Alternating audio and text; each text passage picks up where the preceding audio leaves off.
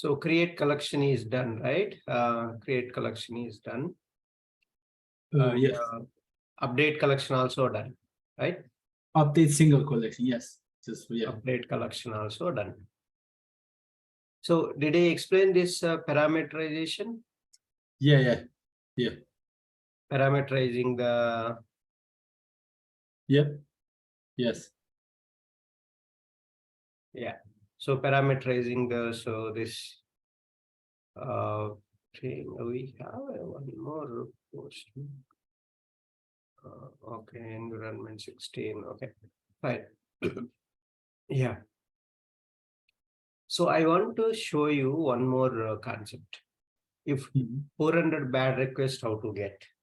So basically, when you will get 400 bad requests, when you give a bad input, like your input data is not correct. So something missing, right? So this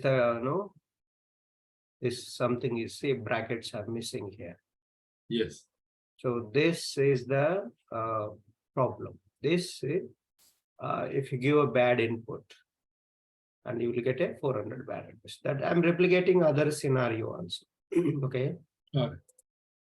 So this so I want to validate JSON data dot error dot name or message. So whichever you want, which field you want to validate, that validation I added first status code. Okay, first status code we are validating. Okay, bad request. Then I'm expecting one of this syntax error. Okay. So JSON data dot error dot name values is equal to syntax error. So body response body field I am validating. Response body field I am validating. That's what we did. This simulating the 400 bad request. Okay. So remember always, whenever you give a wrong URL, wrong data, bad input data, maybe syntax errors or anything, the data is not correct, then you will get a 400 bad request. So that's the one scenario. And update collection is done. So next we have a delete collection. Yes. So delete collection, this is the URL, base URL plus /collections/collection ID. We have to give the collection ID. Which collection ID you want to delete? So you have to give that. So we will get a 200 status code. I'm validating that. pm.response.to have status 200. pm.response.to be okay. So when you execute, you will get a 200 status code and okay response message. And then I can validate. So the same collection ID we are deleting or not. In the body you are getting pm.expect. So JSON data dot collection dot ID to equal pm.environment.get. And in the environment we stored this value. So this value in the response body ID value, I'm comparing both of them, save or not. That's how we'll do a validation of a response body data. Response body data. So that is the this concept. And then once you delete, again try to get the same ID, deleted ID. So what will happen? If you try to get the same deleted ID, you will get a 404 not found, right? 404 not found, you will get it. So you can fetch here, get deleted collection. So get deleted collection. So I'm validating the status code first, 404. See, response dot to be not found. To be not found. So pm.test validated deleted collection response body fields. pm.expect pm.response.text to include. We could not find the collection you are looking.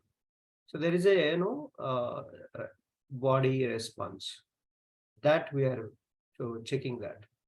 And pm.expect JSON data dot error dot name to equal instance not found error, instance not found error. So these are the things you can check that. So that's the, and another thing I want to, I'll execute this entire collection so that you will understand. And one more thing, you need to supply data from CSV file. How can you do that? So now we are giving, we stored in the environment variable, right? The data, collection ID, something collection name, right? Instead of this collection name and what are the fields data you want to supply, that you can supply from this collection name data, collection schema URL data, this request. These three parameters I'm giving from CSV file. We have to prepare a CSV file. From that file, you have to supply the data. How to supply? So let's go and see that. I have prepared one CSV file. Okay, I think I kept it here. Postman collection. This one. I'll show you normal Excel file you open. Okay, normal Excel file you open, and then save it as a CSV file data. Okay, .csv file. You know, right? CSV file data will be like this. Yeah. See, can you see this? We have given a collection name, collection schema URL data, and request method. Okay, request method. So this is the request schema URL. So these columns are our parameters here in the Postman, in the request body. So in the request body, I'm parameterizing. I'm not giving hard coding the value. For others, we hard coded right here. So here also we have given from there, but this we didn't give value for this. Here we didn't give, but here I'm getting data from CSV file. Okay, and some validations will fail for this. For this, validations might fail, and here also validations will fail because we are getting iteration data dot. You can write this. Okay, collection name, right? There is a iteration data. PM dot iteration data. You can get it. Collection name. PM dot iteration data. You can write here collection name, where collection name equal to PM dot iteration data. Iteration data means CSV file data. Okay, and you can get the column collection name. See, collection name, you can get it. So you will get the collection name. So this you can compare. You can compare here. Are you clear? Yes. So that's what we are doing. Variable, right? Variable you have to pass directly. You should not put in double quotes. Okay, so this is the validation also. We can complete it. Now run the entire collection. Now run entire collection. So right click, run collection. This is how to run entire collection. That means all the requests you are running. So run collection. Okay, and then give your file here. So select the file. So where is your file? Select it. And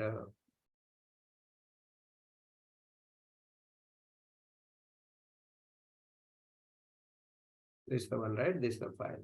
So file is open, you can close it. Otherwise it won't work out. You should close the file if it is already open.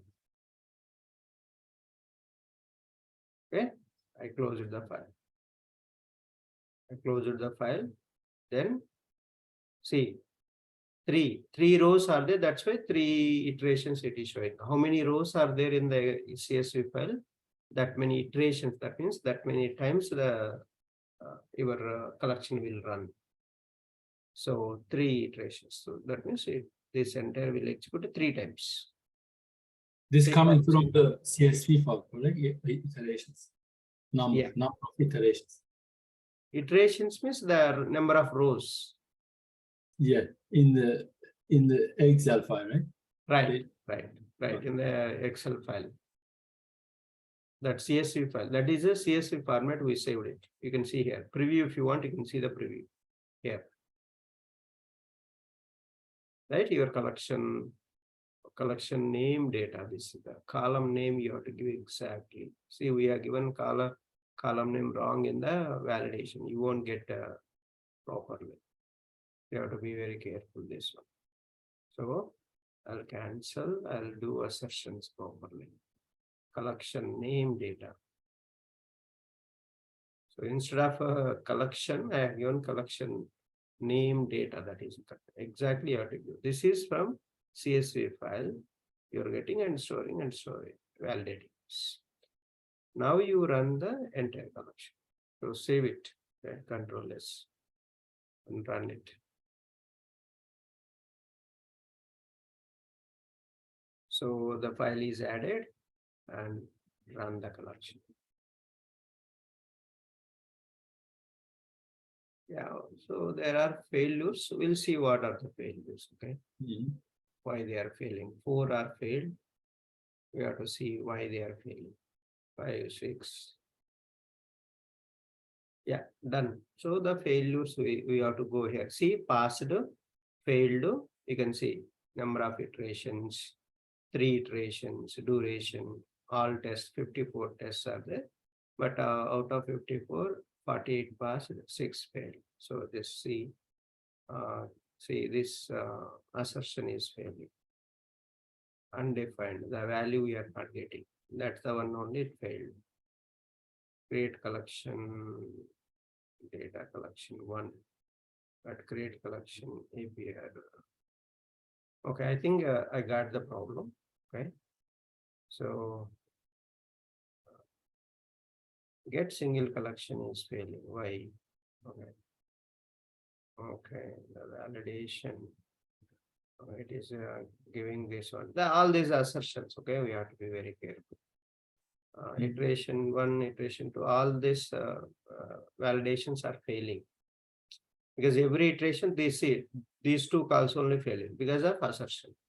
Assertion is changing, right? Again, that data we are not getting. We have to see why the data we are not getting. You can go and see here. So what is the request you sent? The request is name is collection name is so it is changing the collection info dot name, right? Collection info dot name, this one, collection info dot name. But okay, whatever it is there, that's fine. And we have to print. So here you go and print and see. So value we are getting exactly this value you are getting or not, you have to see. Collection actual, I'll put expected, okay? Expected collection name data. But that is affecting single collection also. Single collection, it is changing there. So you have to write the same thing there also. Single collection. So because the some ID you are using, that ID you have to I'm setting collection ID here. If you don't set the collection ID again, I think it won't affect that. I'll just comment out that. Okay, we don't need a collection ID. So this part I'll remove that. I'll comment out that. Otherwise, we don't need that. And this name I'll pass it. So they're just fixing the issue. What is the problem? Assertions are failing. Get single collection here. The value is changing. Okay. So what I'm doing, I'm setting the schema URL. This value also I need to get this.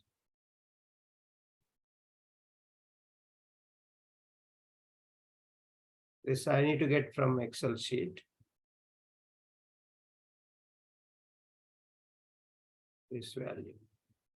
I'll get that. I'll put assertion here. Now let's see how it goes.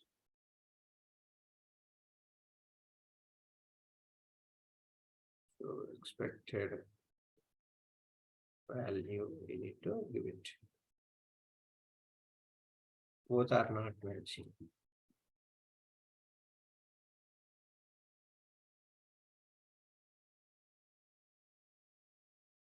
So this is the one.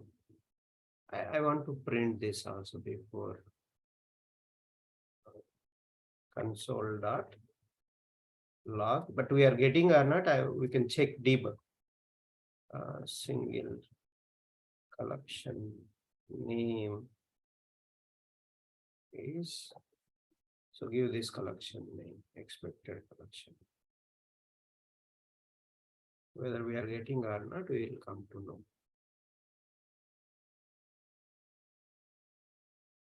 So that's important because that's a that will help us how to debug. So whether you are getting exactly value or not. Yes, sure. So yeah. Shall data after create collection. After create collection, okay. The name. Okay. So let's make and run one by one. You can run as a collection.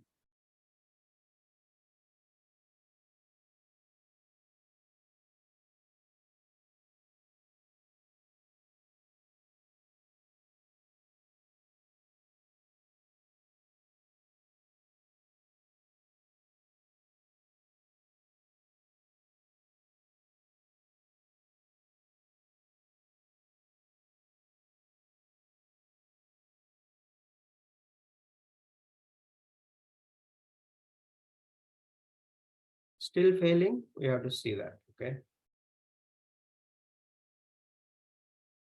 Okay, still failing. I think value is not coming. See, undefined value is not coming. Yeah, that is the reason. Here undefined value is not coming. That's why they are failing. So what is the value? Yeah, so undefined is, but we are not getting data from the CSV file. Why we are not getting? So that's the correct approach only. So this is the PM dot iteration data dot collection name data.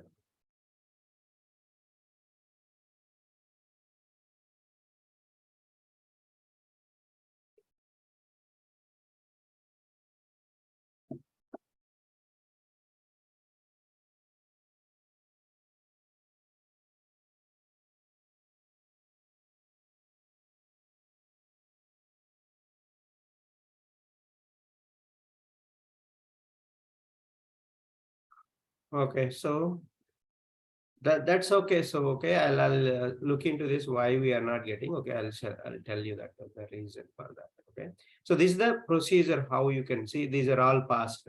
Only failed one is this validation, some validation. Okay, this name validation.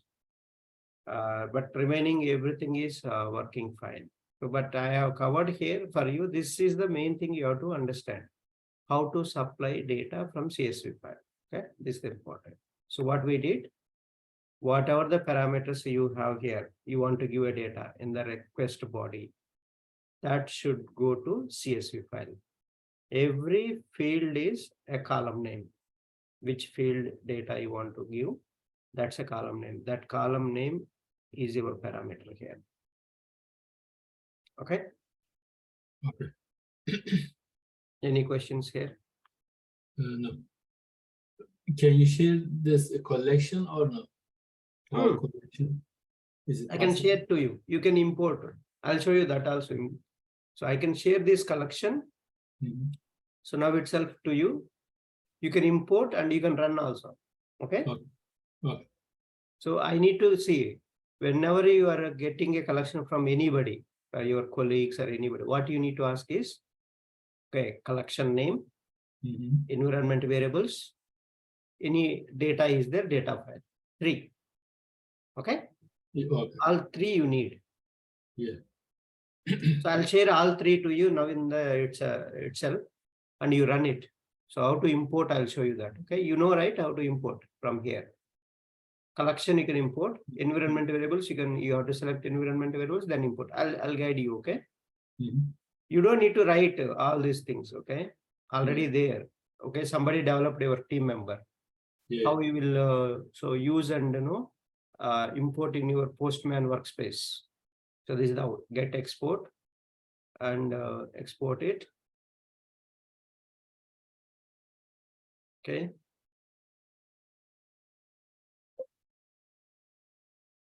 Yes, replace. And I'll go to environments, edit, share or export. You have an option here, export. Export. That's it.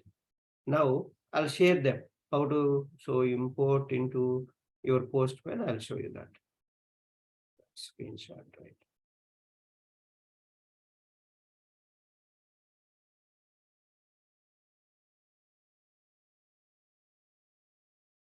So I want to give this data file.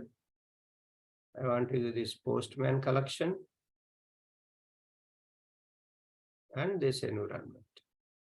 If you send on WhatsApp, that will be good, Ramesh.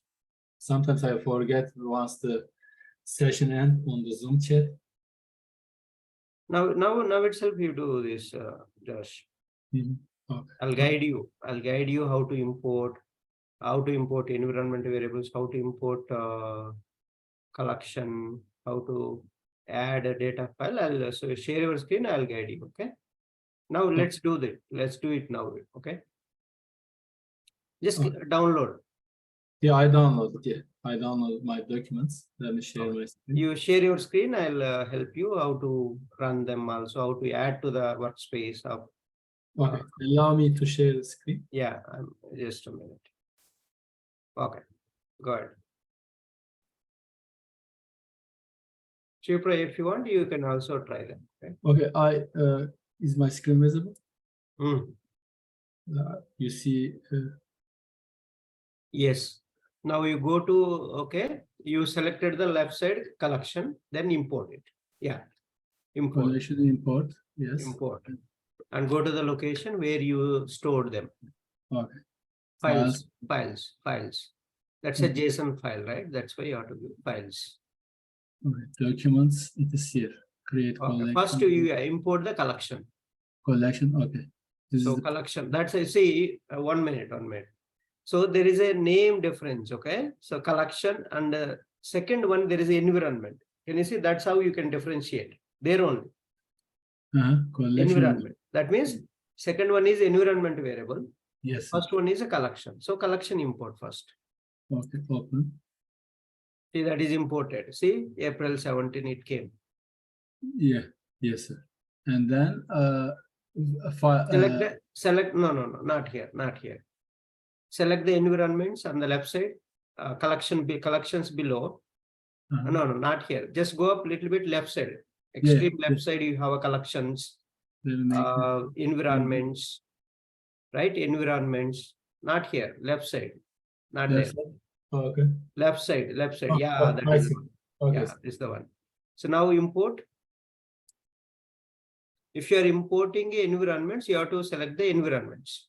If you are importing a collection, you have to select the collection from there. I see. Yeah. Now same import that environments. Yes. Okay. So that's your environments has come. You have to select that environment. Okay. Okay. Okay. For the file, I think just like give the location. Yeah, while running a collection, you give the data file. Okay. Now go to collections. and select which collection you want to run. Yeah, right click, double click and run collection. Select the file, select the file. No, select the file. Yeah. So file you select. Documents, create Yes. data 3 times And run it. run post. So then it will run. See, it's easy, right? You don't need to develop again if your colleague is already written. Yeah, great. Thank you. So that's how it will be very quicker and faster. Yeah, perfect. Okay. Thank you. Yes, thank you, sir. Yeah, that's it. All the Postman APIs. And let me show you one more. Okay. We'll practice one more collection. Okay. Their same procedure. Okay, again you have to set the base URL, and again you have to request another website. This will give you request.in. Okay, request.in. Okay, made a mistake. Typo. Request.in. This is the website. The dummy. So APIs they developed for practice purpose. Okay. So we have a bunch of APIs you can practice. Okay, so for this you don't need to pass any token. You don't need to pass anything. Okay. Sure. So you can just directly hit them. You will get to see. This is the base URL. So request.in is the base URL, and this is the service endpoint URL. So /API/users. See the question mark page equal to 2 means that is the query parameter. That's a query parameter. That's a query parameter.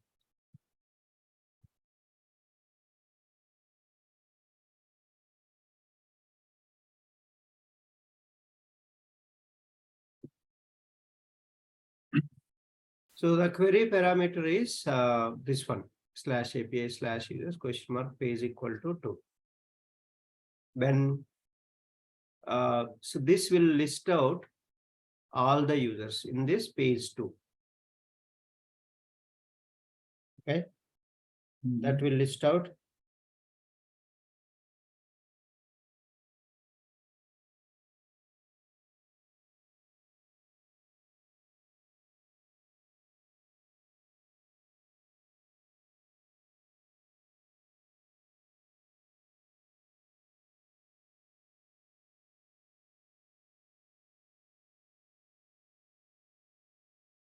So and see all the list of users you can get, and but how to add all this to Postman? Again, create a collection. Okay, create a collection.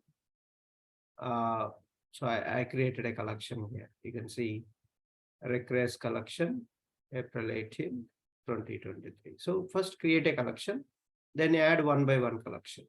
So get all users, get single user not found. You can find out all these single user not found. Create a user, update user, delete. So this patch is another one, same as put. It will update this also, but this one, the flexibility here is you can update even single field of your request body.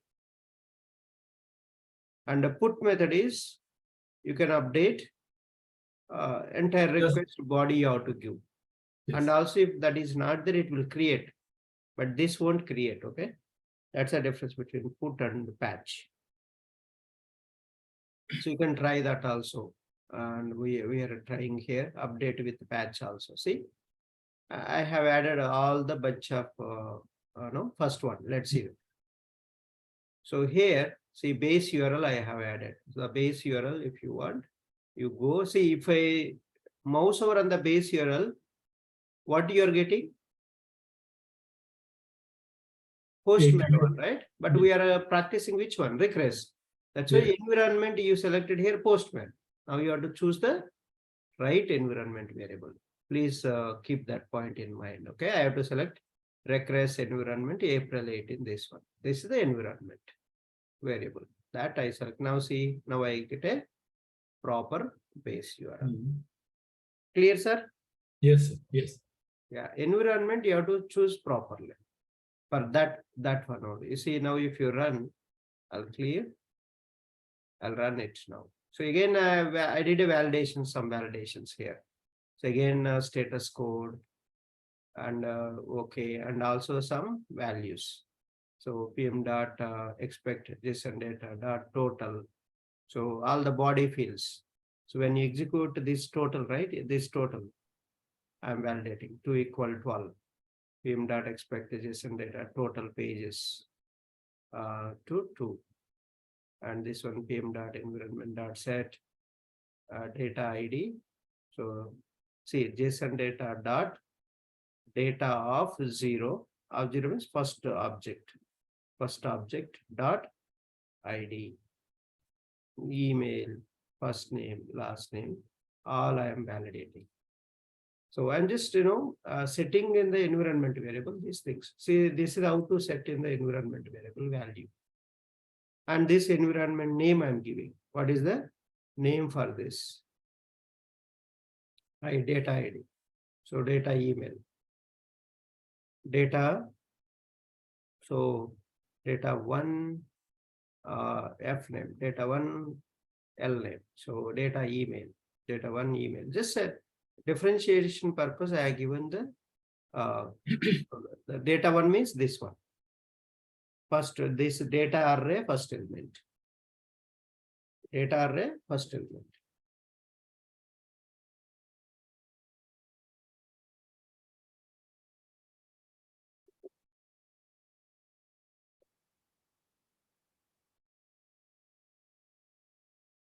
Okay.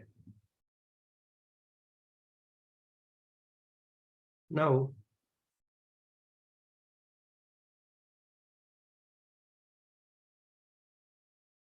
so the same way, get single user. So get single user. You can, where you can get this, you go to documentation here. You can see this. Base URL after /API/users/2. So that's what I did. /API/users/2. Okay, that's what I did. And I did this one of the verification. So status code verification I did. Same single user not found. Single user not found, you see this? Base URL plus /API/users. This is the main path parameter /23. That's a 23 I'm supplying here. Then I'm sending validation. I'm doing 404 not found. So the ID we are giving wrong. Users after ID you are passing, path parameter is wrong. So then say you will get a 404 not found. Even single one also you can execute. This is the one. Then create user. So if you go here, create, simple. You see the response is 201. So request URL is /API/users and request body name job. So name and job. Update response status code is the same, right, Ramesh? When you click the update response status code 201 also, can you click the update? Okay. I just want to see this. Say 200. Okay. Response. The ID you have to give. Which ID you are updating? Yeah. I am talking about the response status code. Here is 200, and which is okay. And create 201. I think they are slightly different. Right. No, here body you can change, right? Whatever you want. Yes. Yeah. So that's the update. So here also update. You can give one field, not necessary two. Yeah, okay? patch. Yeah, that's the name suggests. Yeah. Patch one of the field. Just not one of the field you can modify. Yeah. So response status code here is 200 as well. When you create response status code 201.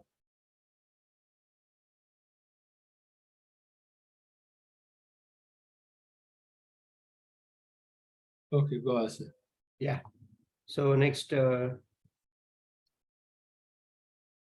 delete. So if you do,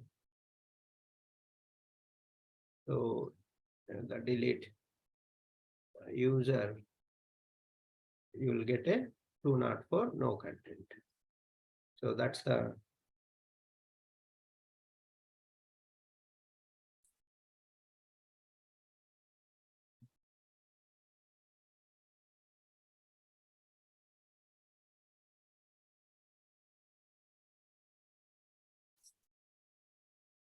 okay. So that's the, you can run again entire collections. Same. If you want, you can try here the create user, you can parameterize with the CSV file data. Okay. Yeah. Yeah. That you can try it out. So run collection. See, all the collections are running. So 7 requests passed. No, one iteration only. This many seconds. All tests 7 passed. And you can import this export results. You can export the results. You can share it with anybody. When you export the results, it is like what is the JSON. file format? JSON. Oh. So JSON format you will get. Mhm. See, Postman test run. It will Yes. clearly say that. So you can share it with anybody. That's the advantage. So that's all about this Postman. And now let's move on to the how to automate them. So now this is all manual testing, right? In the Postman. Mhm. Okay. You are Yes. doing so all the Postman inside you are writing, but how to automate these things? Same thing, how to automate it. Sure. So before that, we need to understand framework that already we developed for the Selenium, but that is a different, and this is a different. We are going to learn one more concept, BDD Cucumber approach. That format we are going to write this APIs. So what is this BDD? Let's go and understand that. Then we jump onto the automation framework development. Okay.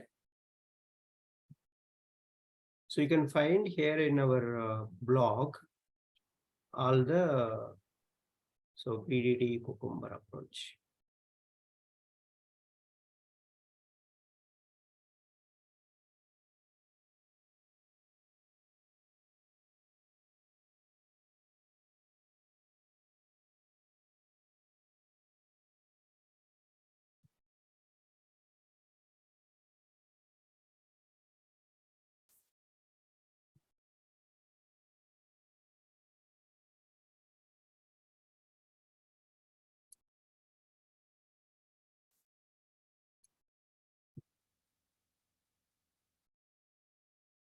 Okay, so BDD Cucumber approach means first they developed the TDD, test-driven development.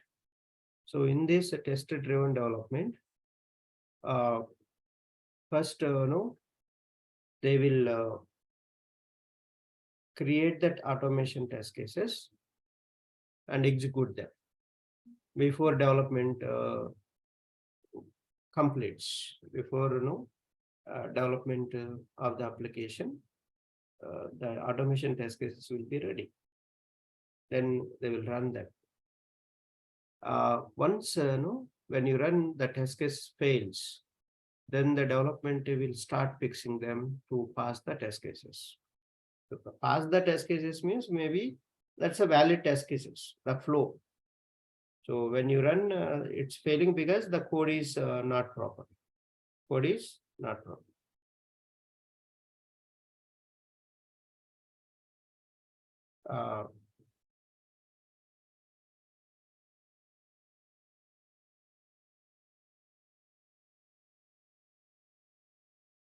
So that's the TDD approach. From TDD, behavior-driven development has come into picture. So what is BDD?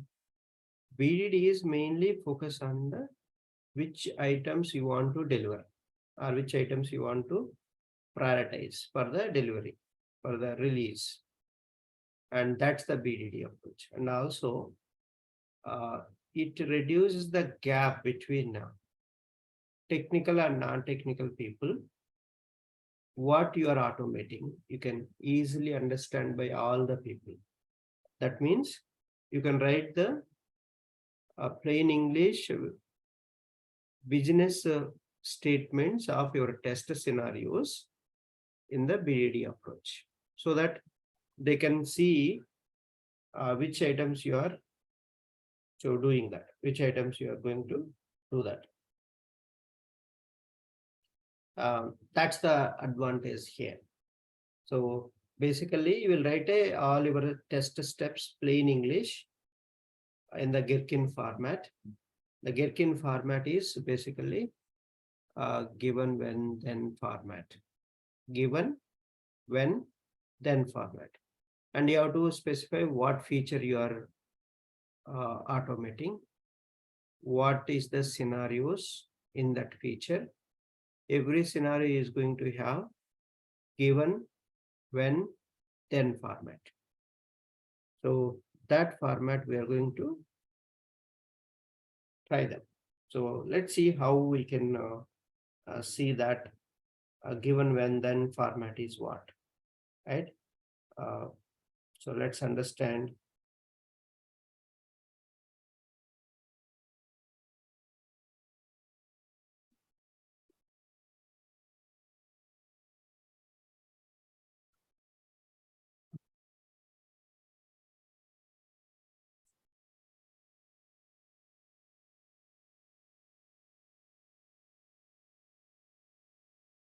Okay. So, but this approach is BDD approach is supported by Cucumber tool. So this approach is supported by Cucumber tool.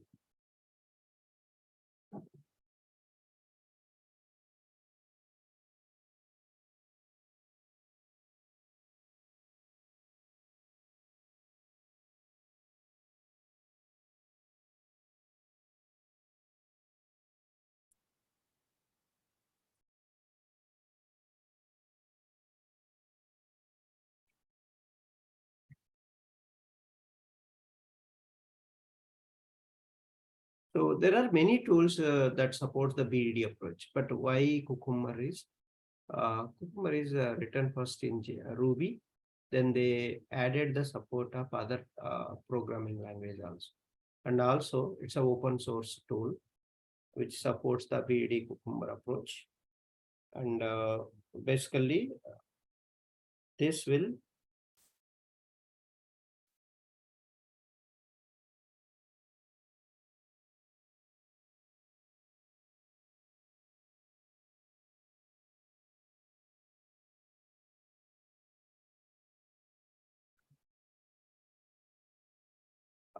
this will help us to integrate with the different languages, different tools. You can integrate. You can write your automation test case in Java, Ruby, .NET, Python, or the same BDD Cucumber can be integrated with the Selenium, Ruby and Rails, Vatir, and other API testing frameworks like a RestAssured framework also you can integrate. So that's the advantage.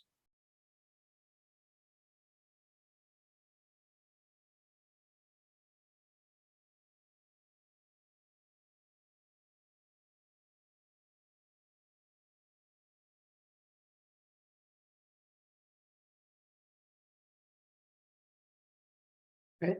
And so the any BDD Cucumber has three modules. One is a feature file, step definition file, TestRunner file. TestRunner file. These are the three files, will be the three modules. Basically, we can say three modules.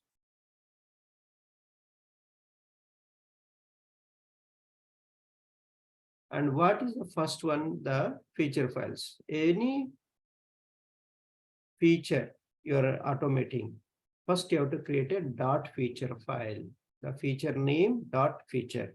Dot feature is the extension.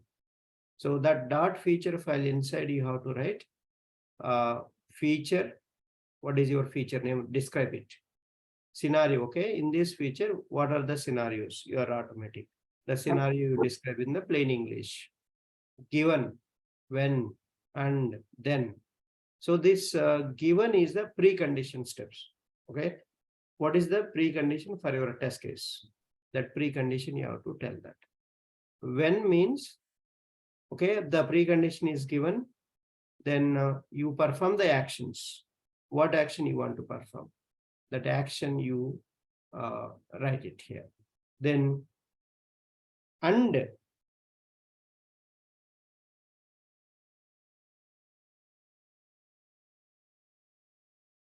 so to join more actions, then this and can be used with given, when, then. So basically, and means what? Okay, you have multiple actions. So first time you write a when, that action name. Second action also, if you want to write, you should not write when. That instead of when, you write a and. And so you write the one more action name.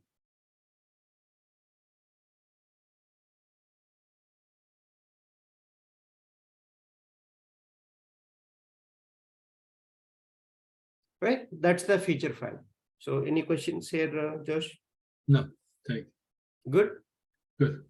So basically, then let me explain then. Then what it is, okay, you perform the action. You have to, you'll get output, right? That output you need to do validation.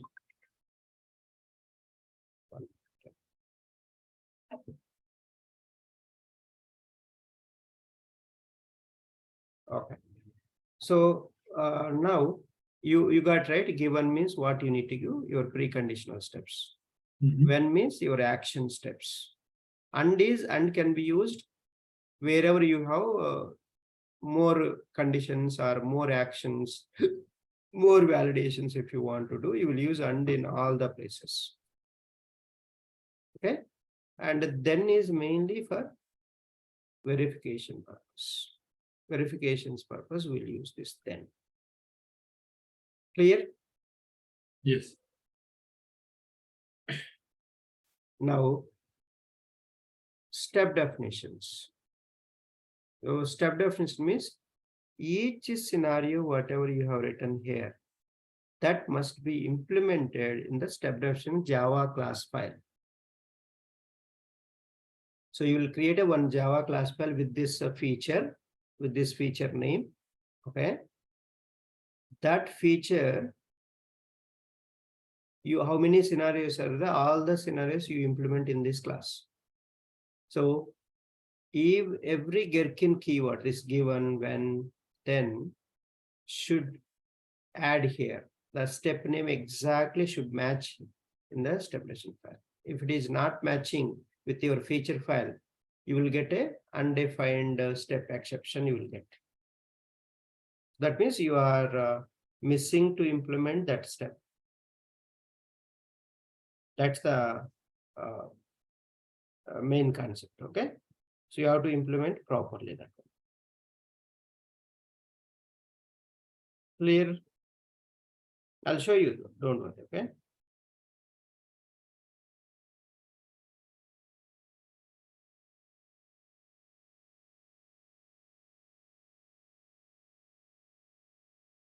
Okay.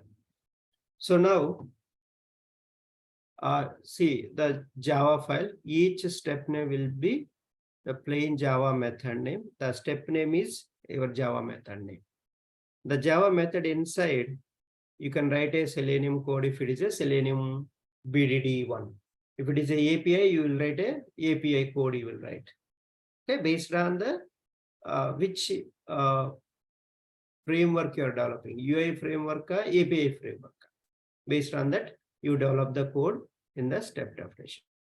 Implementation you are doing, defining your step, each step, that's called step definition in the plain Java file. Are we good, sir? Yes, sir. Yes.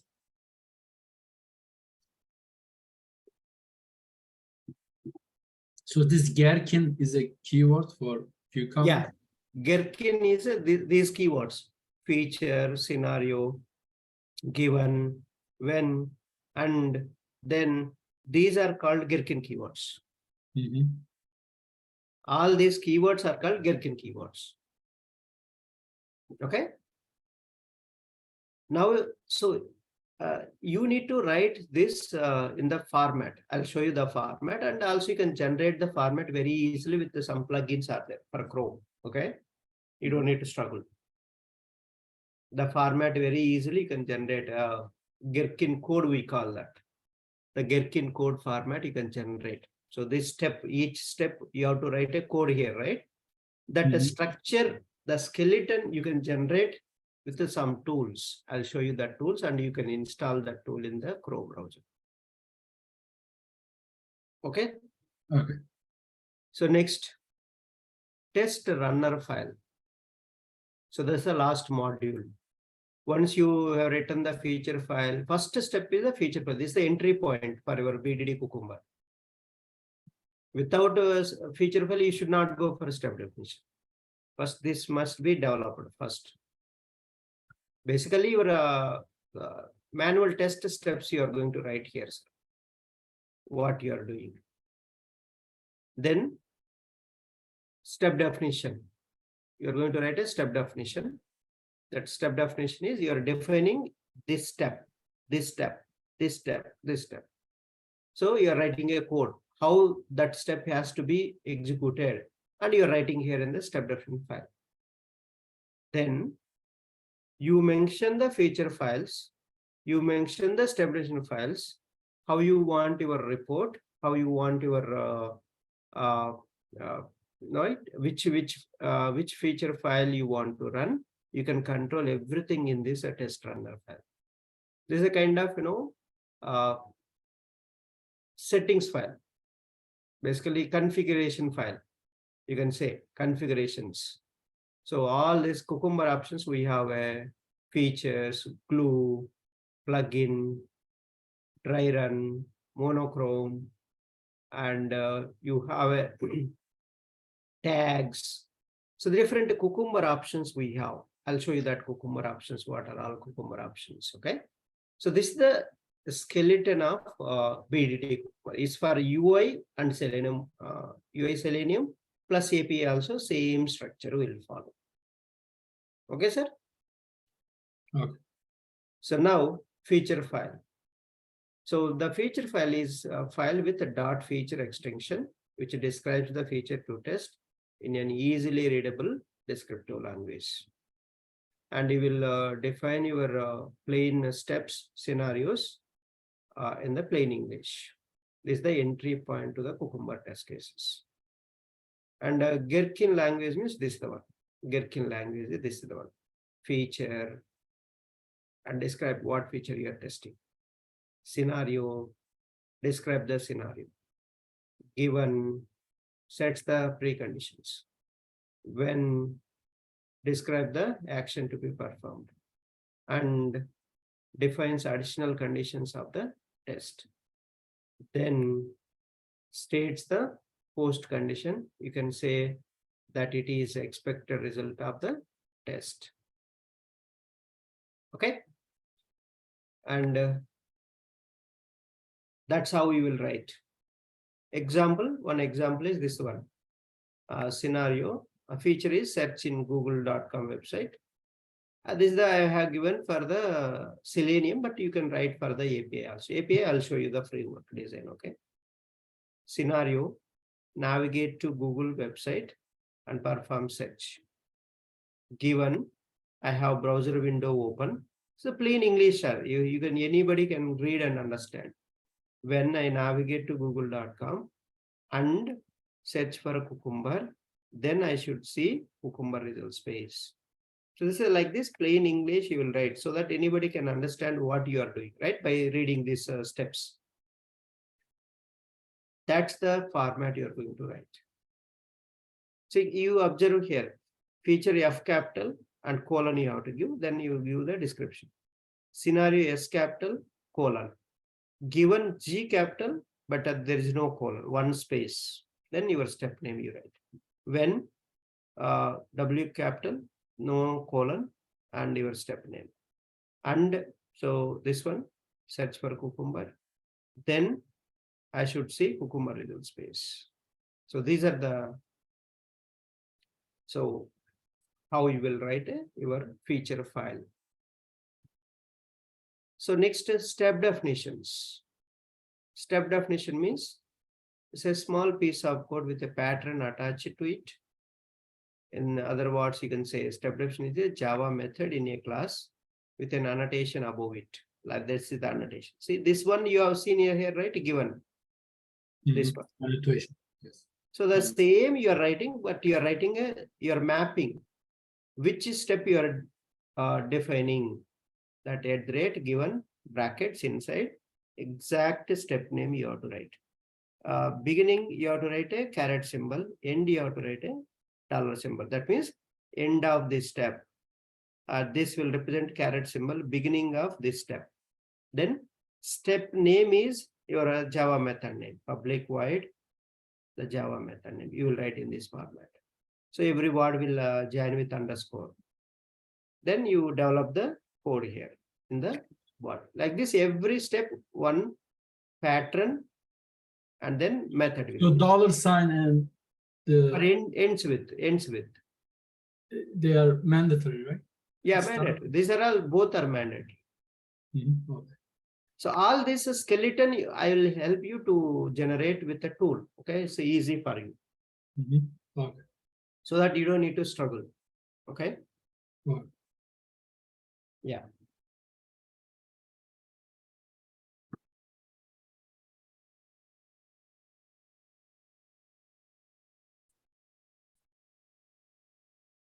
Okay. So now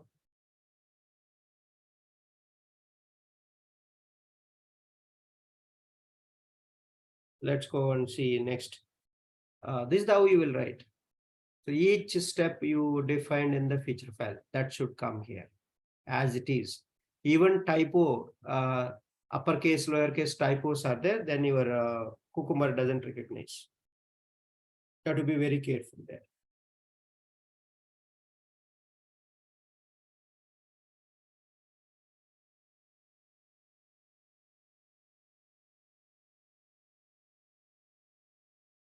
Okay, yeah.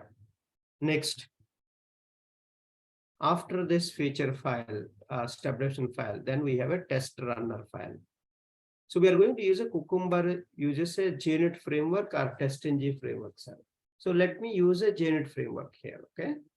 So we already practiced the TestNG very well, and but not much we are using here JUnit framework. Just we have a @run with some annotations we are using @run with cucumber.class. This is a very important. This is a fixed. Okay. This is a fixed. If you are using JUnit framework. It uses only JUnit framework, right? You can use both. You can use a TestNG also with the Cucumber. Not only JUnit, you can use a Cucumber TestNG also, Cucumber JUnit also. Now we are using here Cucumber JUnit. That's why @run with is the annotation in the JUnit framework. And then you have to write here cucumber.class. This doesn't change. Okay, cucumber.class is a fixed. Then Cucumber options. Cucumber options will be there everywhere. So in JUnit and TestNG. So you have to specify where are your feature files. The feature files location you specify. Glue will tell you where is your step definition files. That package name you give that. Package name, step definition file package name you provide. Plugin. So pretty. And you give the report, HTML report, JSON report, and Cucumber.xml report. So what reports you want, that is referred by with the plugin keyword. Next, dry run. Dry run, false. So true, false or true you can set.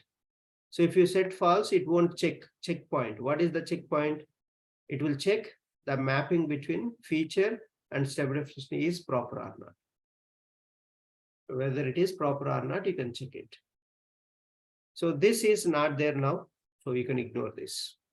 Then monochrome. So monochrome will tell you. So if you make it a false, console output won't display properly. You have to set it to true. Okay. So toggling false or true. True will display the output proper readable format. If you don't do that, it will all junk characters you will see, special characters you will see in the console output when you run your Cucumber test case. That's why you have to set always this monochrome to true. So there are some import statement, 3 import statement run with Cucumber options, because this run with you are importing, this Cucumber options you are importing, and this Cucumber class you are importing. That's the main thing. So are we clear, sir? These are the 3 modules only. Yes, sir. Okay. Now let's go and develop this framework. Always remember, given when then format, we are going to write the code in this format. And we install one more plugin, sir, this to generate the Gherkin code. So what is Gherkin code? This is called Gherkin code. Okay. In the step definition, we are whatever we are writing, right? That is called Gherkin code. This Gherkin code generation skeleton you want, right? This syntax, you don't need to struggle. Okay. This syntax and this method structure, everything will give you skeleton for you. You only need to write a code here in the method inside. That's it. So that we won't bother about the method name and this one. That will be given by TD Gherkin. One more tool. TD Gherkin. Okay, I am on the Chrome. TD Gherkin. Gherkin plugin for Chrome. Okay. This is the tool. How to use, I'll show you that. TD Gherkin. Right. Install it. Okay, let me. You just add to the Chrome and you can, it will be like this. See, you can launch. Once you launch, see that your steps you are giving here on the top portion, it will generate the code like this. See? So the same step, right? Same step with a pattern you are getting here in the below. This is what I was talking, a skeleton it is giving. So you can see the caret symbol and everything, the structure it is giving, and the exact step name, what you have given on the top, the step name will come here.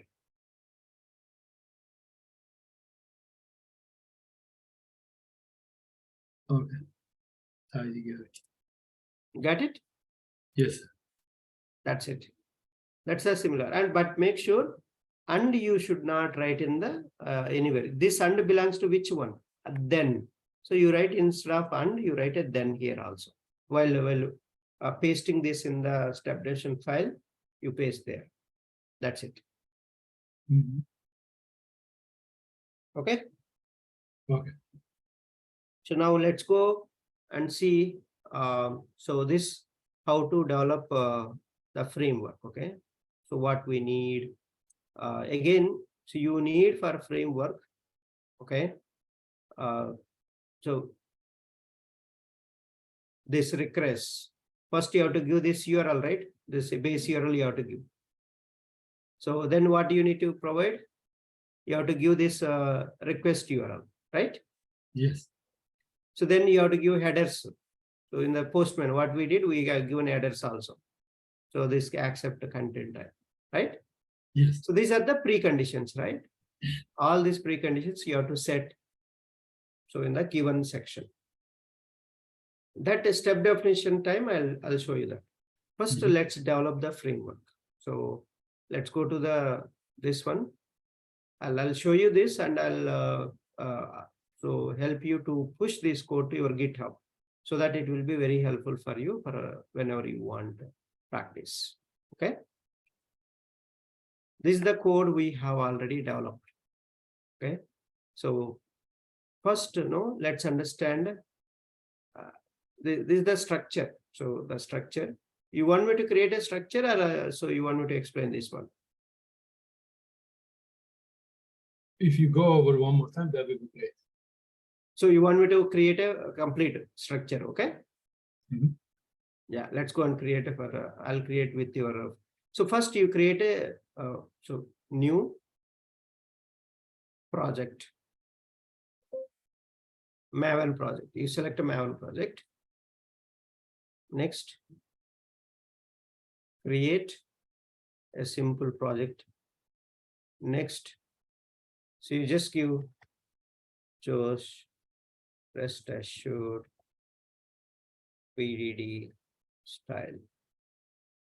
So April 22, 2023. Okay, so that's we can remember easily. Okay, so because I have so many, right? I'll just differentiate Yes. it. Click on finish. Okay, so now you can see your see, this is the project created here.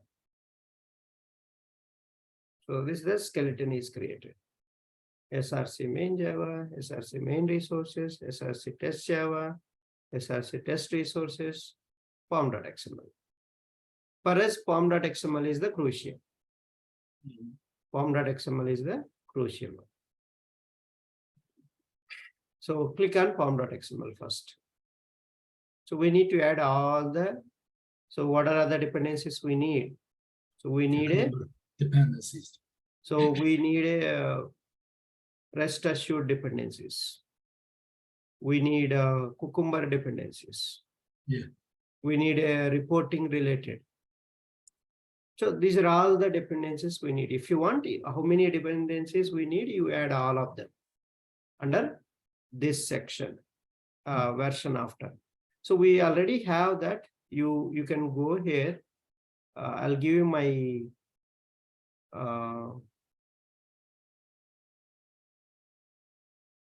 so I'll give my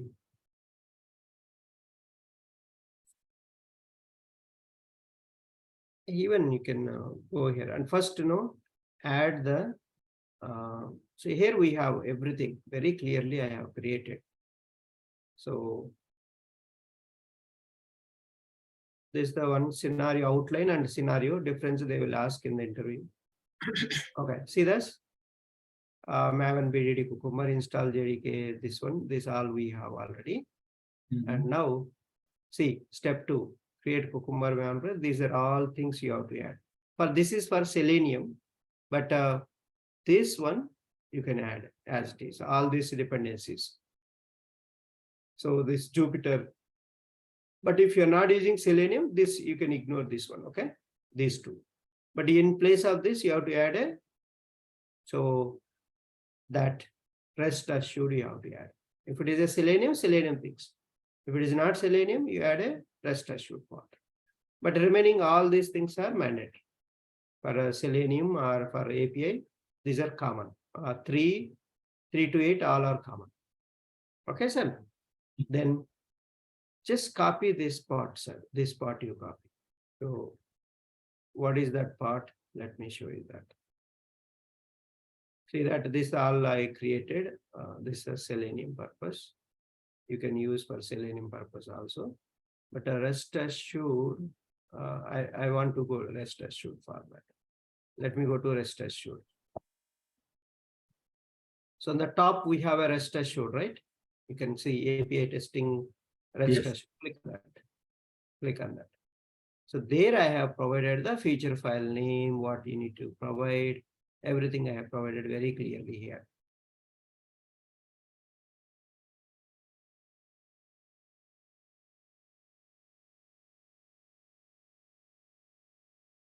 See RestAssured. This is the RestAssured type. RestAssured dot given. You can give the headers. So this, how can you give headers in RestAssured? This is the format you have to write. Okay, that's the answer. What is RestAssured? RestAssured is a Java DSL for writing the API test cases. You can send the request and response using post to, get to, put to, delete to, patch. What are the HTTP verb methods? So it is a features of this one is DSL like syntax, XPath validation you can do, specification reuse, easy file uploads. All this you can do with the RestAssured. So we can create a Maven project. We already did that. Here the images are not displaying. Then Maven dependencies we need. So this build section, what you can do is a build section, you add it. Here you have build section. Can you see this? Yes. So this can you add to that after this one, copy entire thing?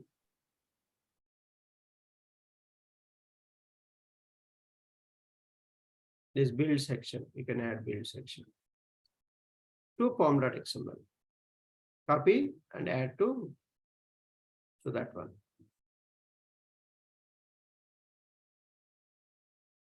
And we can, so just add this. Then you can remove this suit file because we are not writing any suit file. So we don't need that. Okay. So you can remove that because we are not running any suit file here. So after build, you have to add a dependencies. Just add dependencies. Now I need to add all the dependencies here.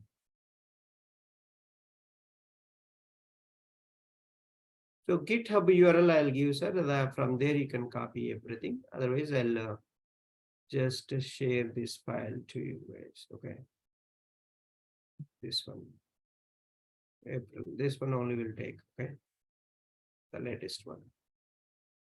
See, we added a build section. So this is the simple build section we have added.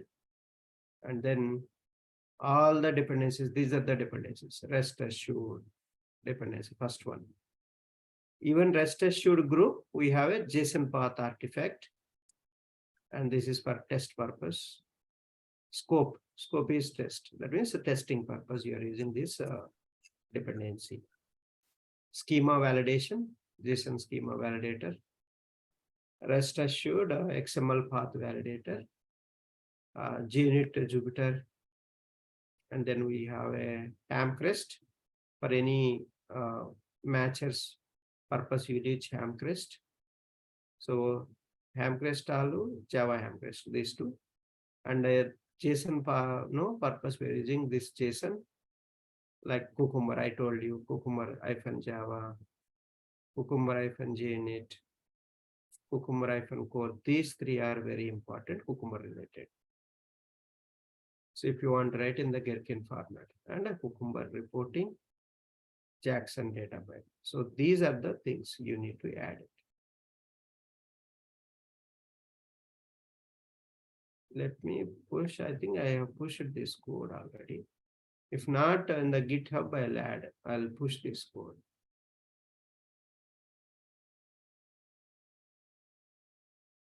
Let me add this entire thing. So this.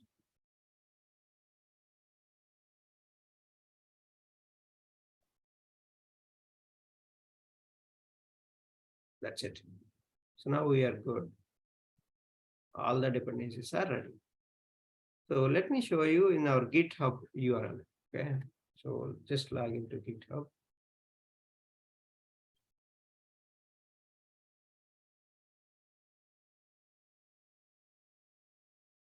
Yeah, this is the one GitHub. I pushed the code already. You can find out here. So this is the GitHub. So let me give you this. Okay. Even you can clone this and you can play around with this. Yeah, you can send me. I can clone this on my local web. Yeah. So this is the one. You can practice the Git commands, Git clone and all those things. We already discussed it, right? Same thing you can do here also. Now, so let's open this and you can see the same thing here. See, you can see the same thing. Everything is common. So from here only we copy RestAssured. All these dependencies are important to kickstart your automation code. Now, first we need to develop the structure. So what structure you need to develop? You have to create this skeleton. So like, you need first some of the files. So what are the files we need? You have to create under this src test traces. So these three files you have to create. First create a config.properties files. Right click, new file. So create config.properties file. Click on finish. Then what to keep here? So we just need to keep this data. You can copy from here. So we have go to src test resources config.properties. Just copy this. If you want, you can just click on this copy content. Sure. And then just add it here. Save it. See, what is this? The base URL. The base URL of which one you are testing. And a service endpoint URL. This is the service. This is the common service endpoint URL for all the APIs. You can see here. Yeah, they are all users. Can you see here? /API/users. Yes. But the remaining thing I will give you while developing the code. This one, this portion I can give later.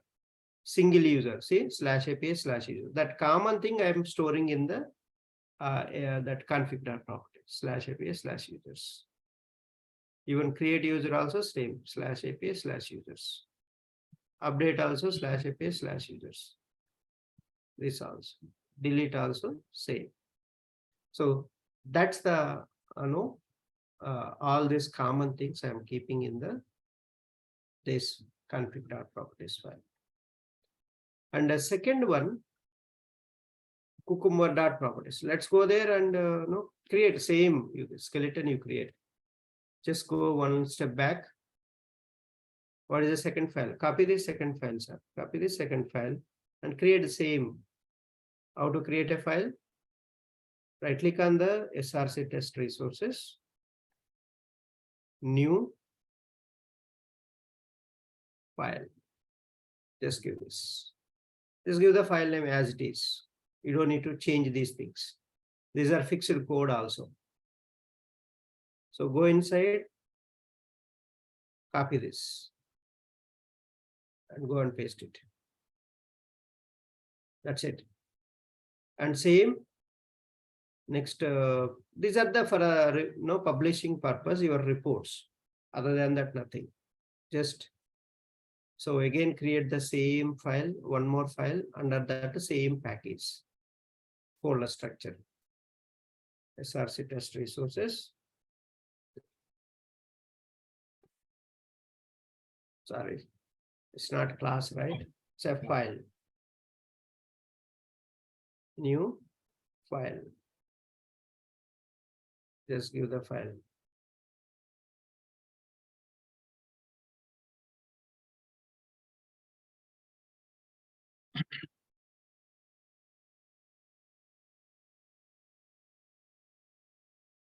That's it.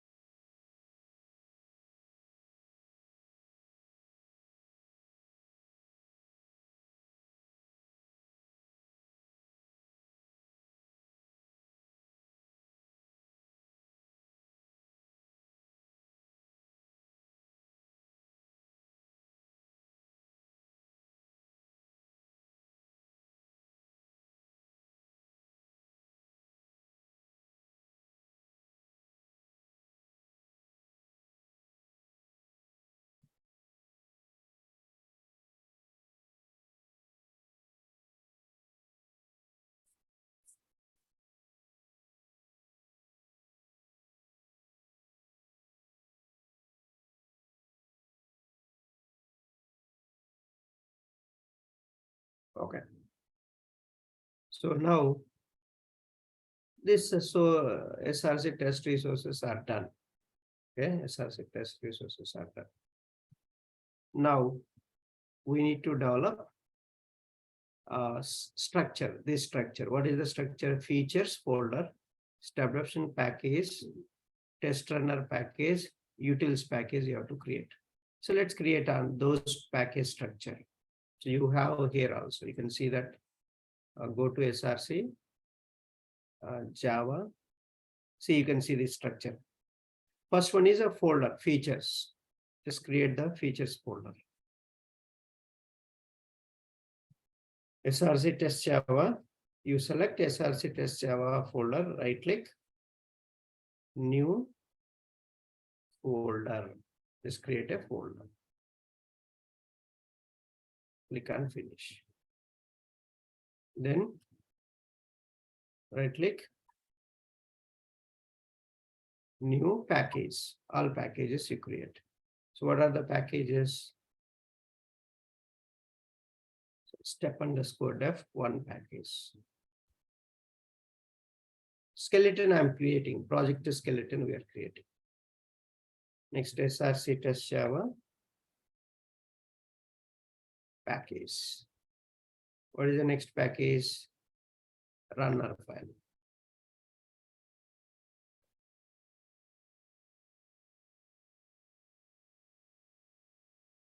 Then you can create a utils package.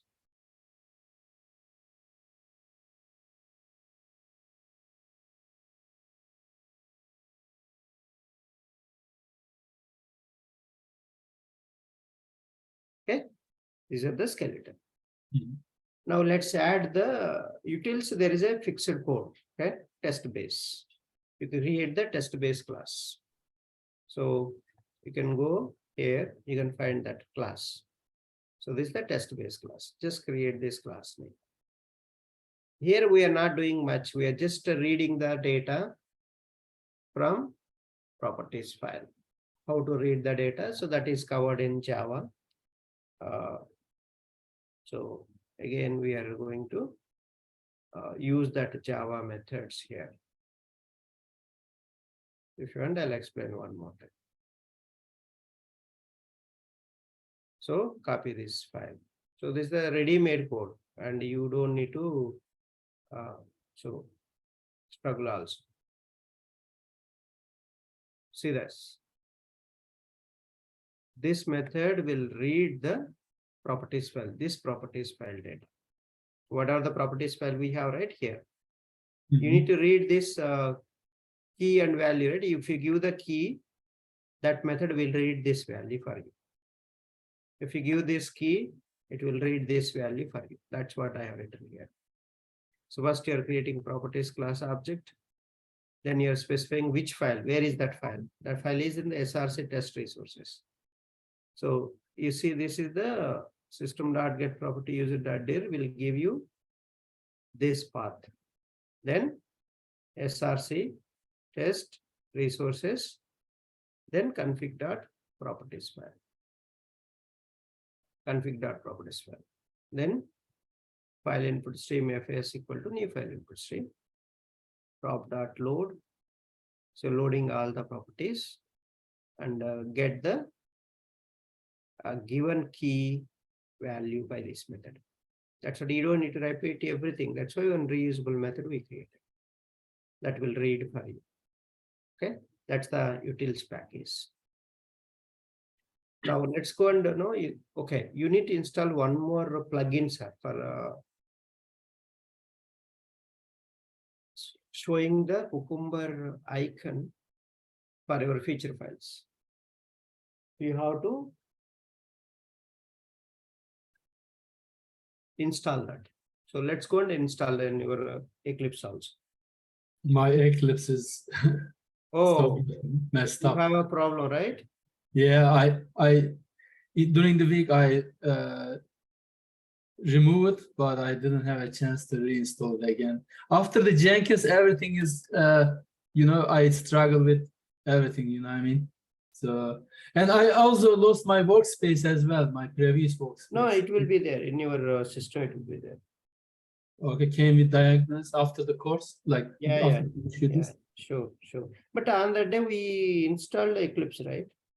Yeah, but right now, currently, I don't have Eclipse on my system because I was going to see. I removed. We opened Josh, on that day we opened after downloading, then we opened Yeah, it. I am going to make a clean installation, you know what I mean? I need to make clean installation, sir. Oh, okay, fine then. Okay. And yeah, when I import all of the files or project files, I couldn't run any of them. That's why Okay. I want Maybe to. I'll just show you now. You can try. Yeah, Okay, I'll watch this video. yeah. Okay. That's what I'm saying. Okay. The first, So we need a Cucumber JVM Eclipse plugin. So what that will do is that will give you this color. Okay. When you create a feature file, if you don't install this color, you won't get. Okay. So that's all the Gherkin keyword formats. It will change a proper format. That is the reason we are adding this plugin. So you go to Marketplace, Eclipse Marketplace. You have to click on Help menu. Okay, Help menu, Marketplace, Eclipse Marketplace. Just search here, JVM Eclipse.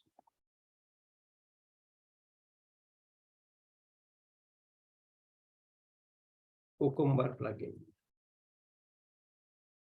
or Cucumber JVM Eclipse plugin. Anything is fine. Cucumber JVM. Just search it.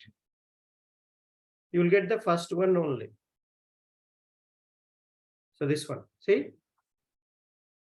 Cucumber Eclipse plugin. You just install. You will get like this option. If you don't install, install it, and after that you'll see that all the feature files whatever you are creating, that will be shown in this icon. Okay, that's the one thing you have to install it in the Eclipse. Once you are installed, your Eclipse is ready. Now, first let's create a feature file. First step I told, right? Feature file we have to create. So the feature file is, so I'm going to create this feature file. This one, I'll just copy this.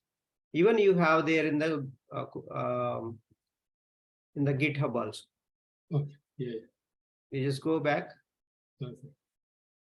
You can see all these feature files. So this one I'm creating now. Okay, this one I'm creating dot feature file. First create a dot feature file. Go to the Eclipse. So select the features folder, right click, new file. It's a file, dot feature file. Get API feature. That means I'm going to cover in this get API feature all these get calls, get scenarios, list of users, so single user not found, all three scenarios you get it. All three scenarios you get it.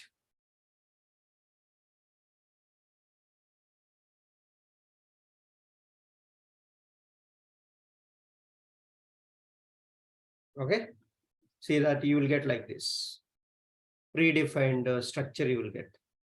Okay, so but you can modify this. They are given sample. Okay, see, can you see here feature scenario outline? But what is this scenario outline? Scenario outline is followed by example section. And this is the parameters. You can specify the parameters like this. And what is the difference between scenario and scenario outline? So scenario is it will represent the single scenario in the feature. Scenario outline mainly used for data-driven testing purpose. You want to do data-driven testing with the different sets of data like this. You see that.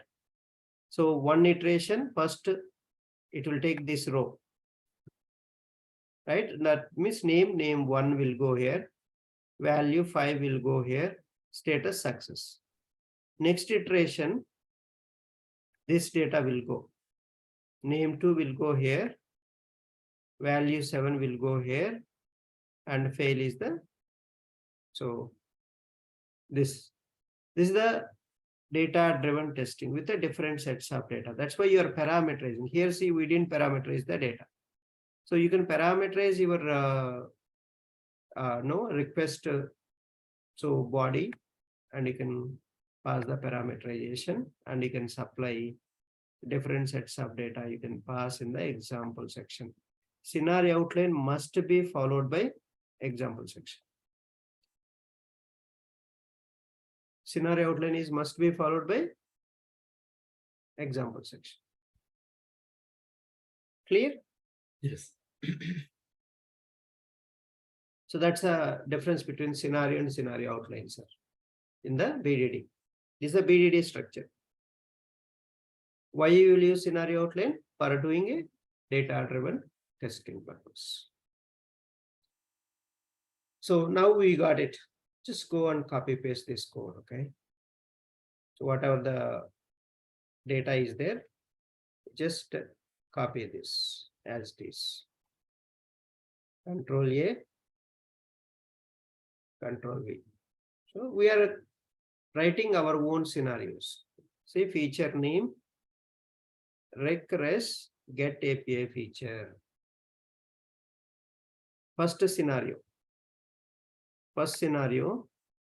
get API to list all users. Given, provide valid endpoint to fetch all users. So this one. So we are converting this APIs, this one.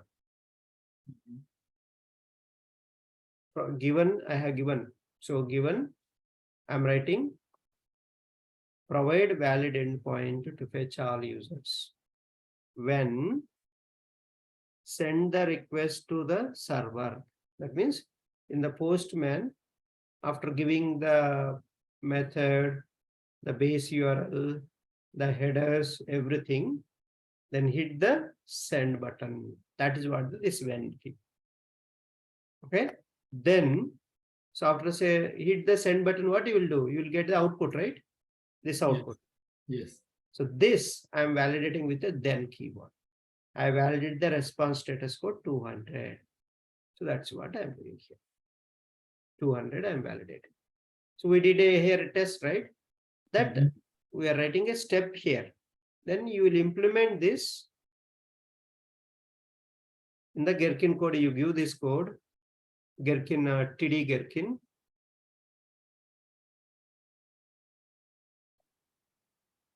Just give this. See that code is generated automatically, skeleton for it. You don't need to struggle, right? Yeah. Yes. So that is the advantage of this TD Gherkin app.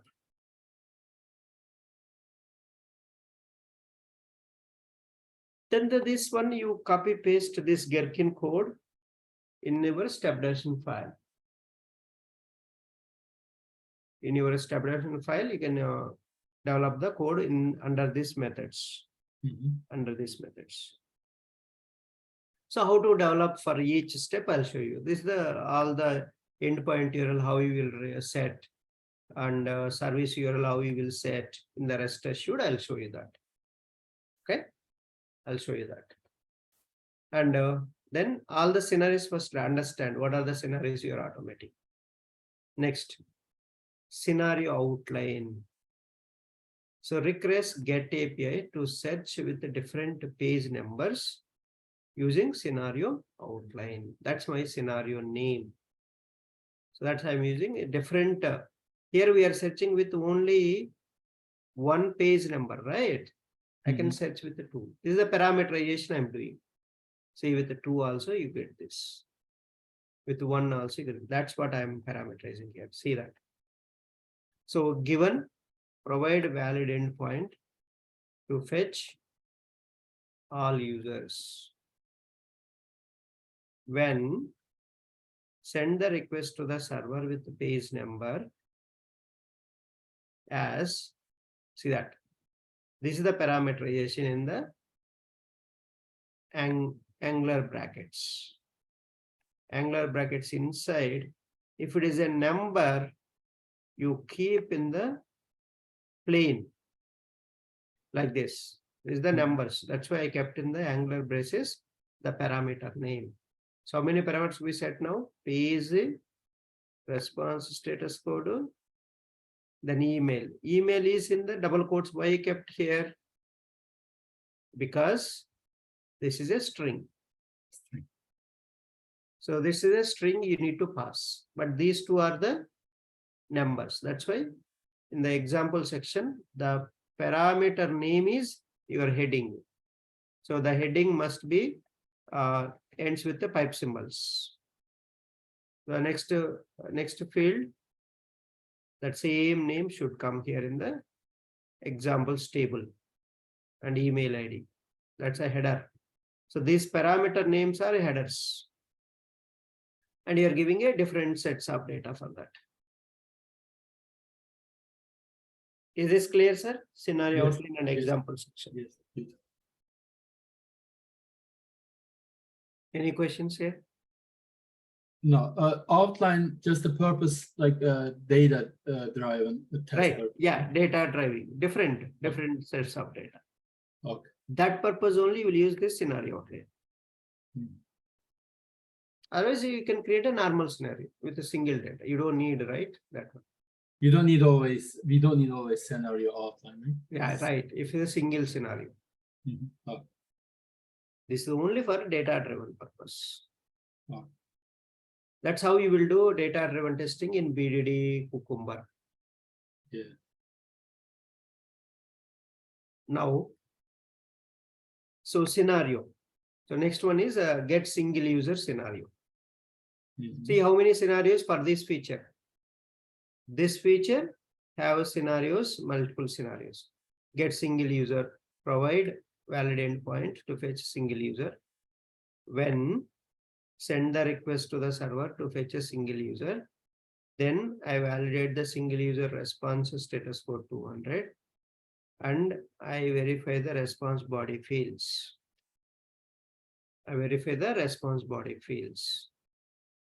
Then see that I'm setting this data for this step only. This is called data table concept. So data table means, and here this is for entire scenario, but this one is only for this step. Okay. So this is called data table, and you are giving your expected values here, what you want to verify. So just step below, if you give, that's called data table concept. That data specific to that step only, not for other steps. Are we good, sir? Yes, sir. Yes. Okay. That's a single user not found.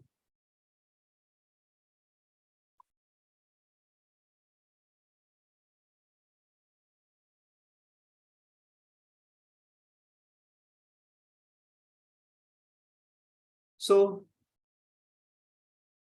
next last one scenario, get API for single user not found. Here we are fetching single user. Here we are fetching single user not found. So given provide valid endpoint to single user not found. And when send the request to the server, single user not found. I'm separating, okay? Based on this, here fetching the single user, here single user not found scenario. Then I validate the single user not found response status code 404 not found.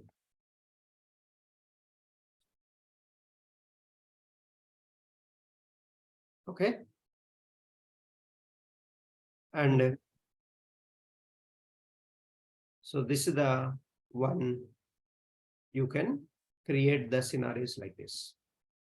Okay. So let's take a break, sir, and we'll meet at after 10 minutes, right? 8 o'clock. Okay. 8 means Okay. your 11. Then I'll show you how to develop this in the step definition. Okay. Okay.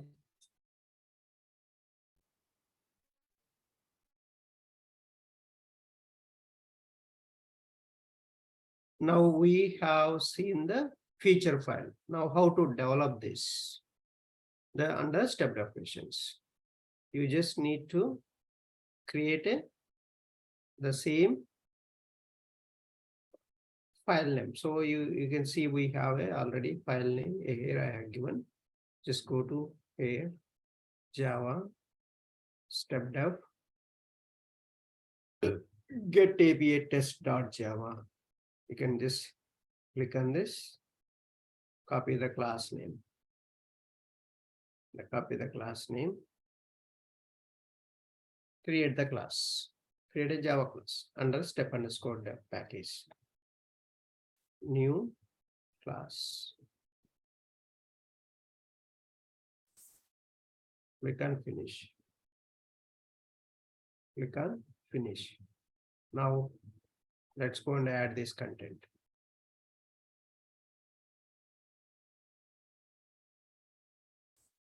Then I'll explain you one by one, step by step. First one, we are extending the test base. So what this test base is having already,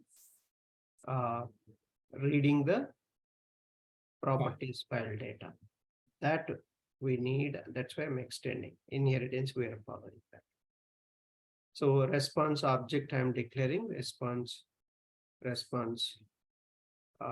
given @given bracket provide valid endpoint to fetch all users. So the same thing right here in the feature file. This one. Same thing.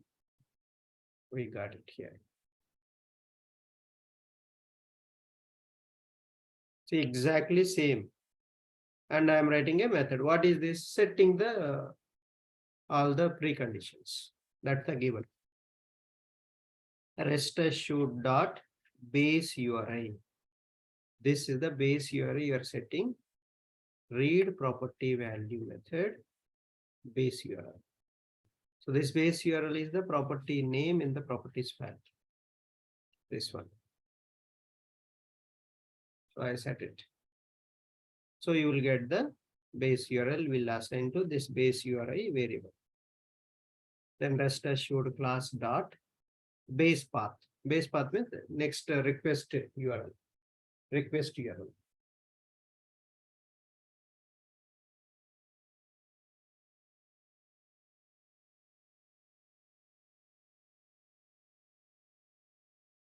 So the request URL, okay? So the request URL also you are setting base URL plus request URL. When send the request to the server, you assign the execution. You are doing execution, right? Sending the button, send button clicking. You will get an output. That output I'm showing in this response variable. RestAssured dot given. I'm setting the header. So accept application JSON, content type application JSON. We are giving a query parameter, right? We have a query parameter for first one, this one. That's for method we are calling. What is the method? Query param, the parameter name and value. So this is the given section. Then when section, what is the method you are sending? The get method, right? So you are sending this get method. You have to call the method name here. Then you will get the output. The output is you are showing in the response object. This is the when. When is the main your execution, you are doing everything here. But not necessary you have to specify here only. Even you can specify here also. Okay, it's up to you. Where do you want to specify this part? Why there is two header in the given Ramesh? Because isn't that just application content type enough on the header? Given that header, there is two header. It will accept the application JSON format. Okay. So and the content type also you want in the application format. Okay. That's a different type of headers we have. Okay. So those headers you are setting up. So my saying is, isn't that enough? Just one header, like either accept or content? They will tell you in the documentation. You need a both or you need a single like that. Okay. So in the Swagger document I told, right? We have a document API documentation. There they will specify.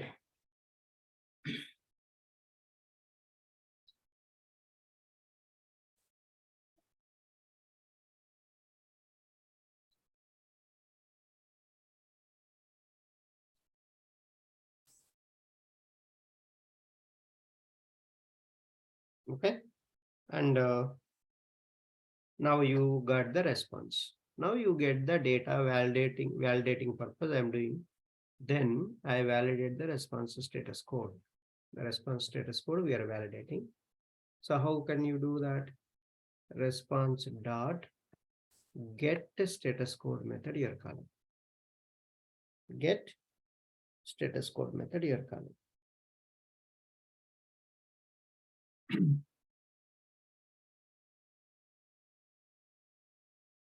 Okay. So get status code method you're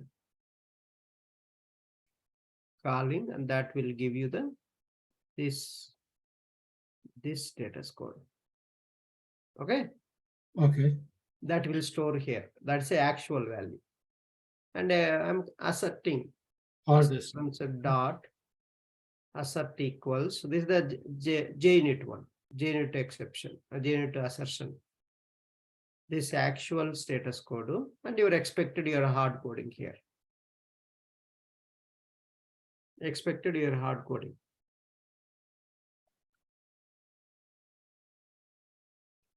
That's the first scenario. Second scenario, you are already given is same for the second scenario. This scenario. See this scenario outline. Given is same. Given is same.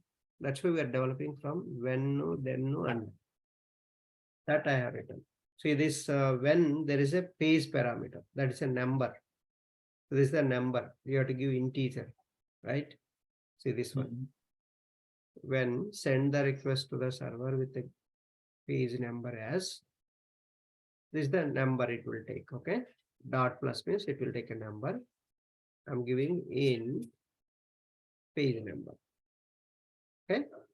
So RestAssured dot given. See the page number I'm parameterizing here.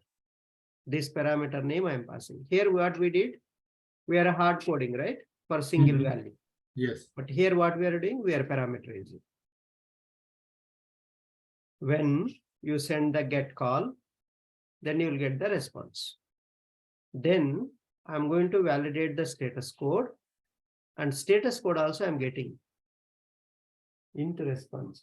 So this dot and plus representing a number, sir? Yeah, even you can put a /d also. It's a regular expressions, right? You can use /d also. /d plus you can use. So this is given by this TD Gherkin. You don't need to worry about that. Okay. TD Gherkin is giving. If you see, if you copy the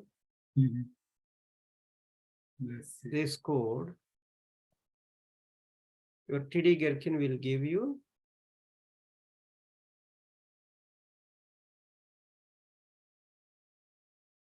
this one. See, it is giving automatically. You don't need this. String means you are getting like this. Integer means you are getting like this. You keep it as it is. Okay. If you want to change for numbers, you can use a /d, backward /d.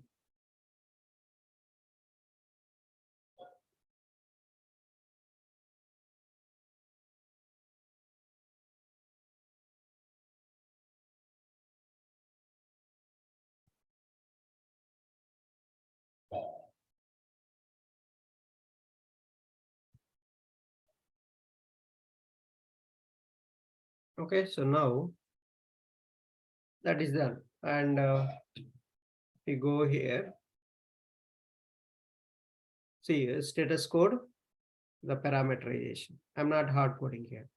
Actual I'm getting, but parameter, whatever we have given in this feature file, that I'm getting here.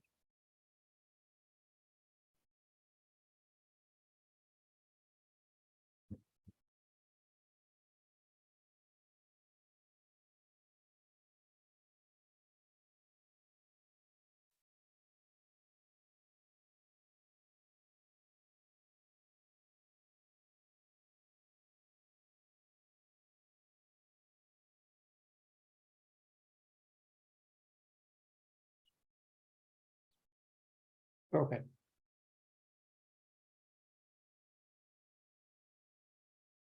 Next, then I verify the first record user having email.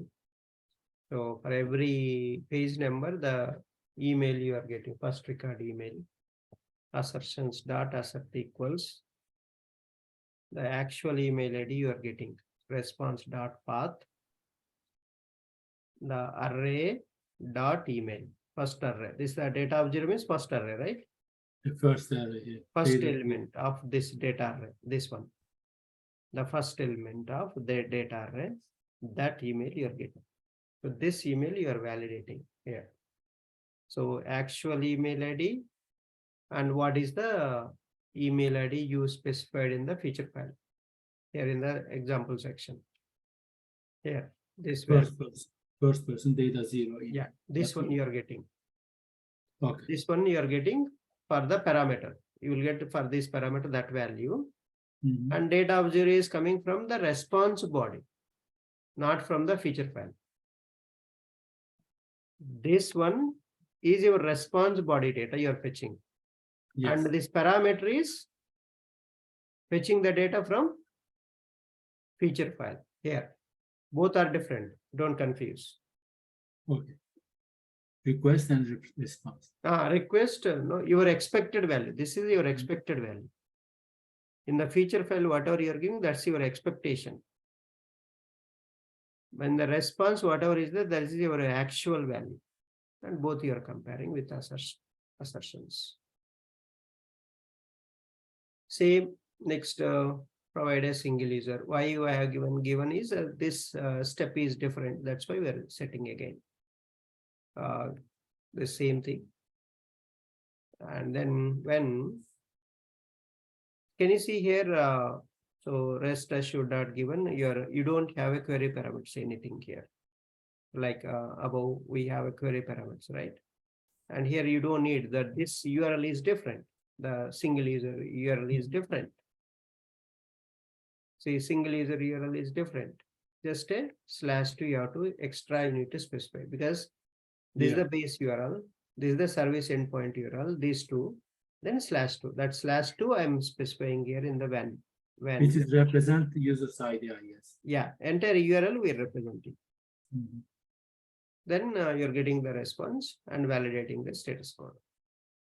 So even you can see that this is the crucial. Let me tell you this one. This is the data table. Please understand this point. Verify the response body fields. If you send a GET request for single user, this is the data you got, right? Yes, sir. Okay. Now all these fields I am validating. So this is my response. But here in the feature file, this is my expected values. See, ID. Here also you have ID. Email. Next, second one is email. First name, last name. I want to compare with this data. This response data. How can you get this response data? We are getting that. Okay. Let me show you that. But how you will read that feature file data here? That is called data table concept. We are using a data table concept. Data table. So parameter equal to. So this data table dot as a lists method. Lists, why we are calling list of list string, that one. Why list of list? This is the first row. You can add multiple rows, but each row is having how many columns? 1, 2, 3, 4. That means rows is a first list, columns is a second list. I'm storing list of list string expected data. That's why as a lists method. Yes, sir, this, you can see plural, this one. You are storing all of them here. This data table is another class, right? Yeah, in the Cucumber. Okay. Another class. Can you one more time reiterate this list string? How did that happen? Like row, and can you one more time repeat this? Sir? Now, which one? The first part, this part, why it is this type string inside. The list of list. Yeah. Can you one more time? Yeah, I told you this first list is for rows. Rows. Okay. Rows. Second list is for Columns. Okay. columns. So this represents columns inside this. Right. That's for columns.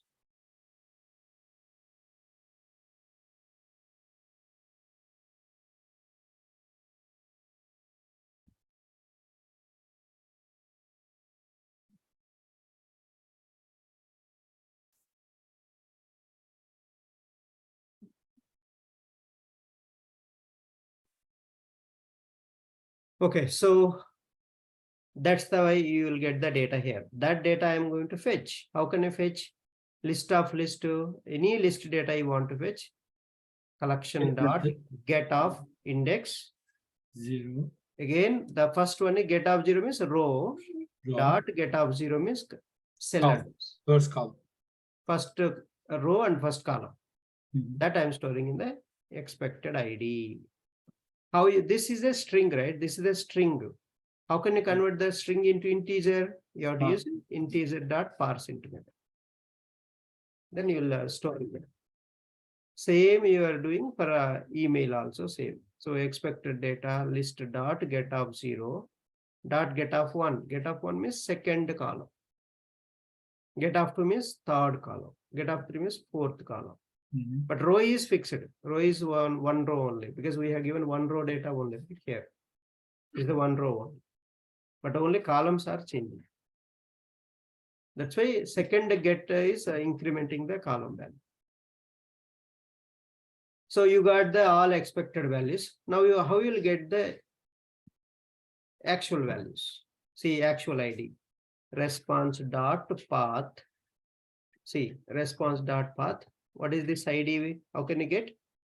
So response, these are all response, right? Response object. Response object dot data dot ID. That's what the path I am giving. Response dot path data dot ID. Now I got the actual ID. I got the expected ID. So now you compare with the accept equals actual ID and expected. So email, actual email. So response dot path data dot email. So we can define this pet variable, pet, right, sir? Pet. Sorry? Pet function, response, pet function, response that pet. Response start, you have a no path variable you have to get the path of that any field. Yeah, this is already defined, right? Right, already defined. Path variable already defined in this response object. Okay. This is a predefined method. Can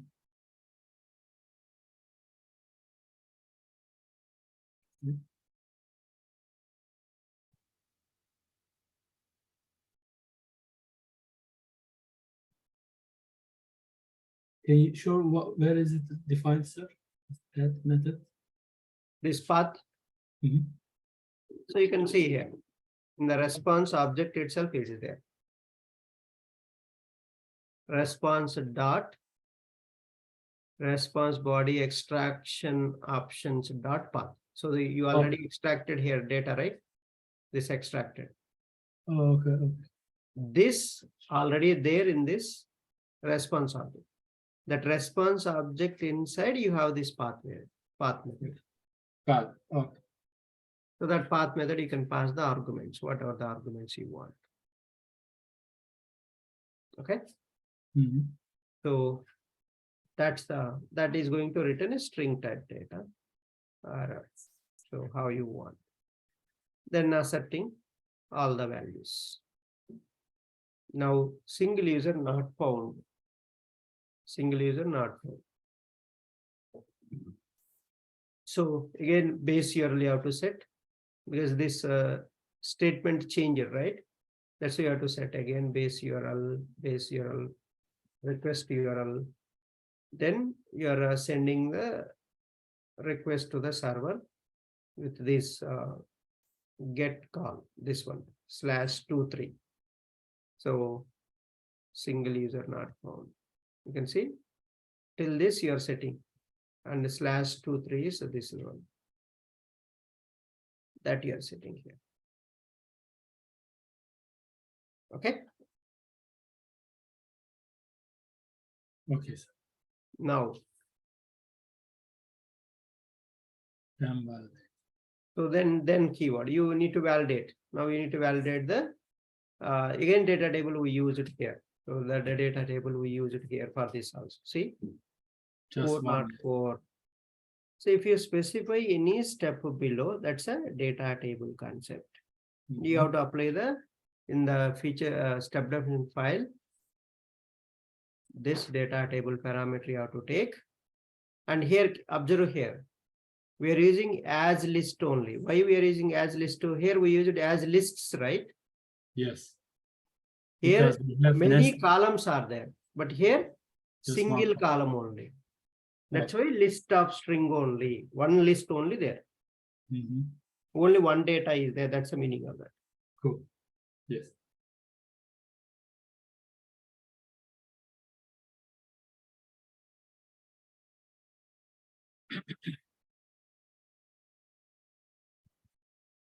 Okay. So, and I'm getting the expected status code integer.parseInt exp data dot get of 0. You will get a string and converting into integer. Now this one is integer response, and this one is a action. That's the all the get call scenarios how you can develop it. Okay. Now let's move to second. What is the next request in our postman? These three are done. Now post. For post, what we need? We need a Body. base URL, endpoint URL, and the body. Body, yes. So you have to give body. So to get the body, to set this body value, we are using a JSON object class.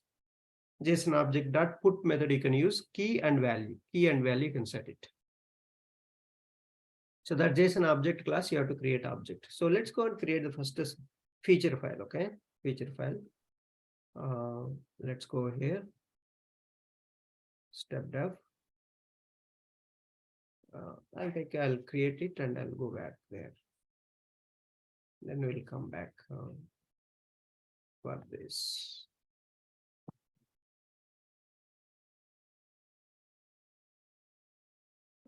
Like this. New class.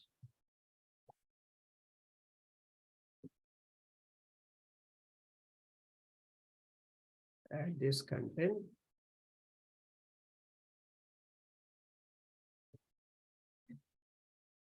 It and feature file will let's add feature file.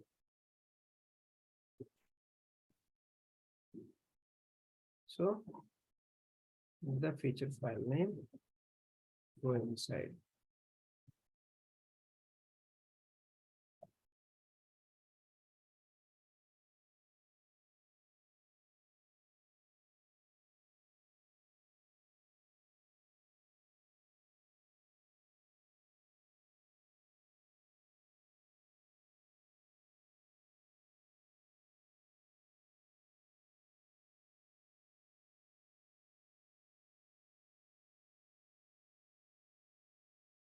Okay, so now see this.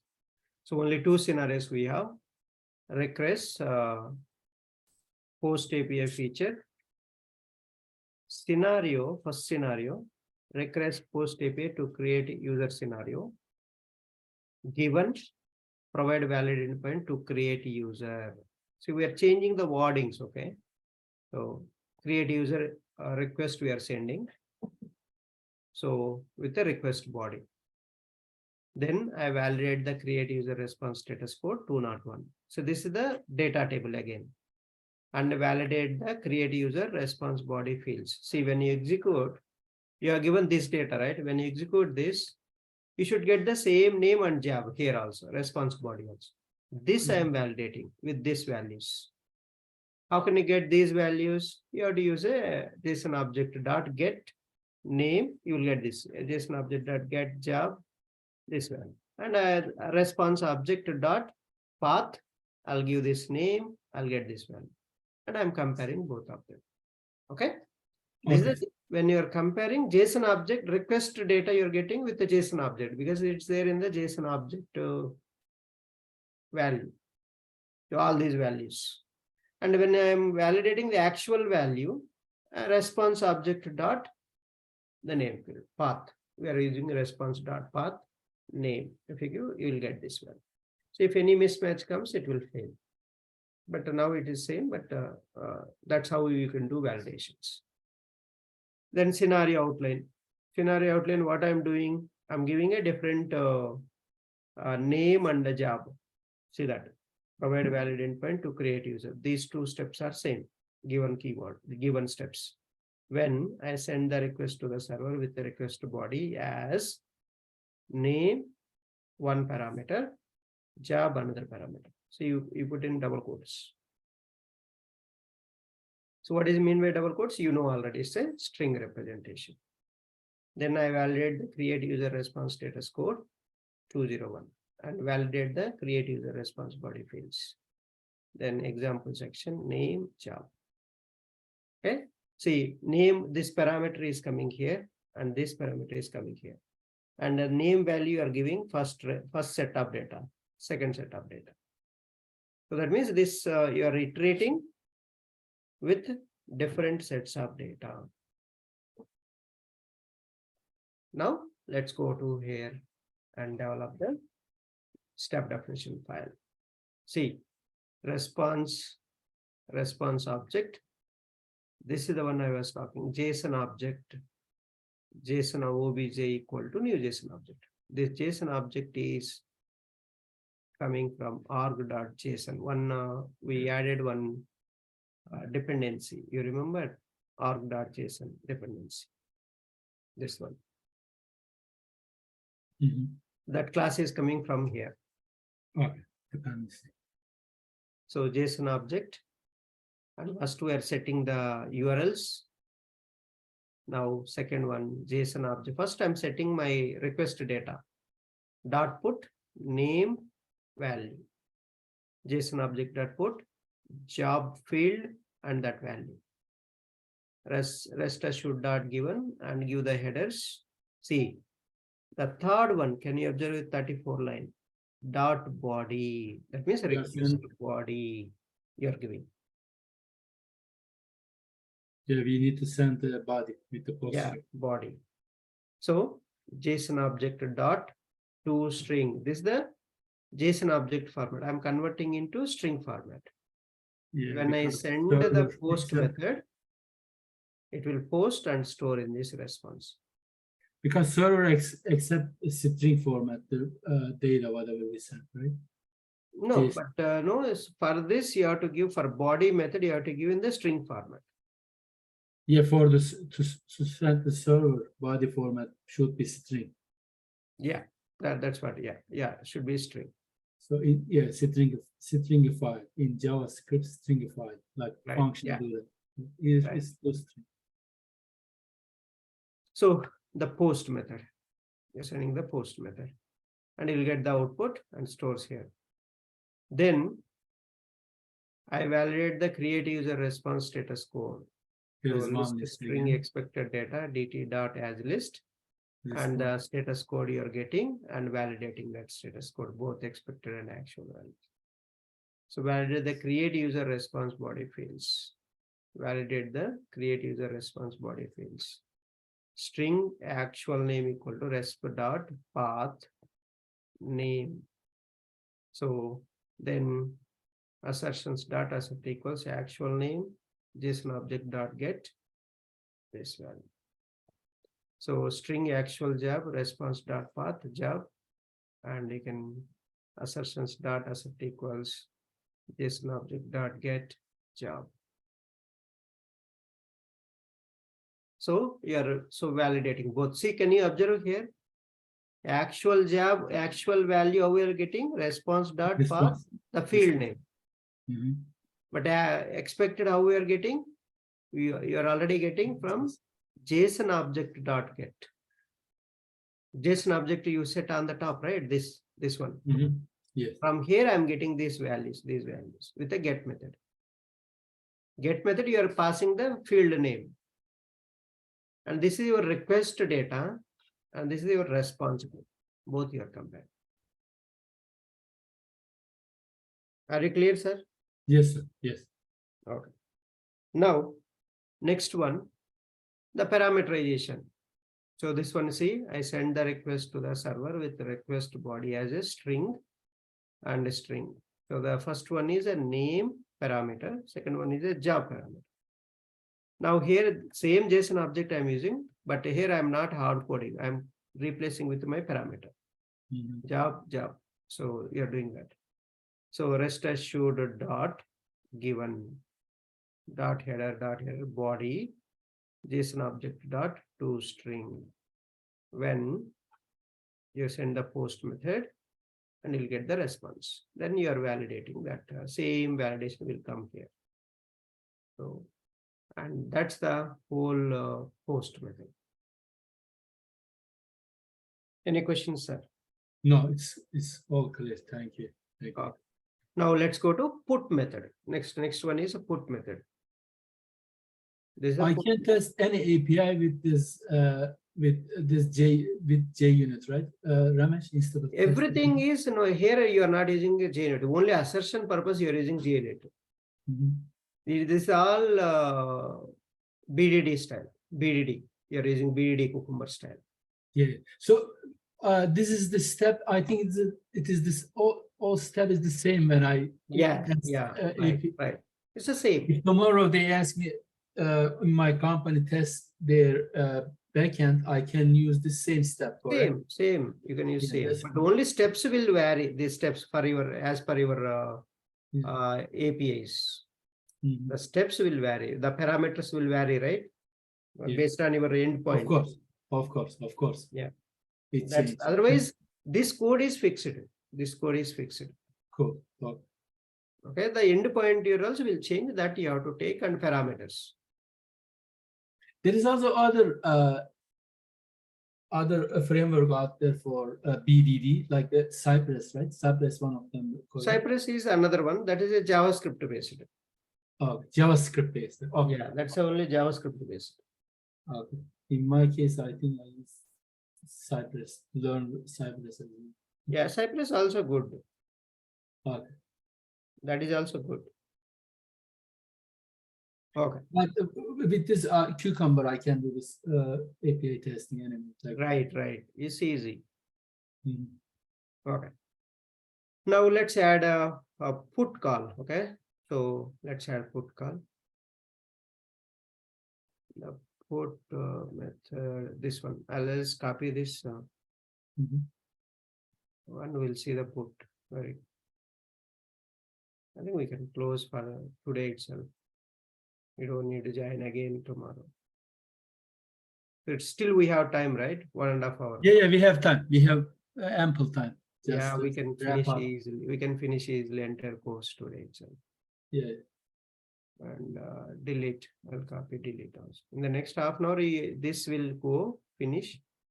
And maybe one resume points I'll add. Okay, I'll explain resume points, how to add, and how some interview questions again I'll repeat. Okay, all those things that will help you.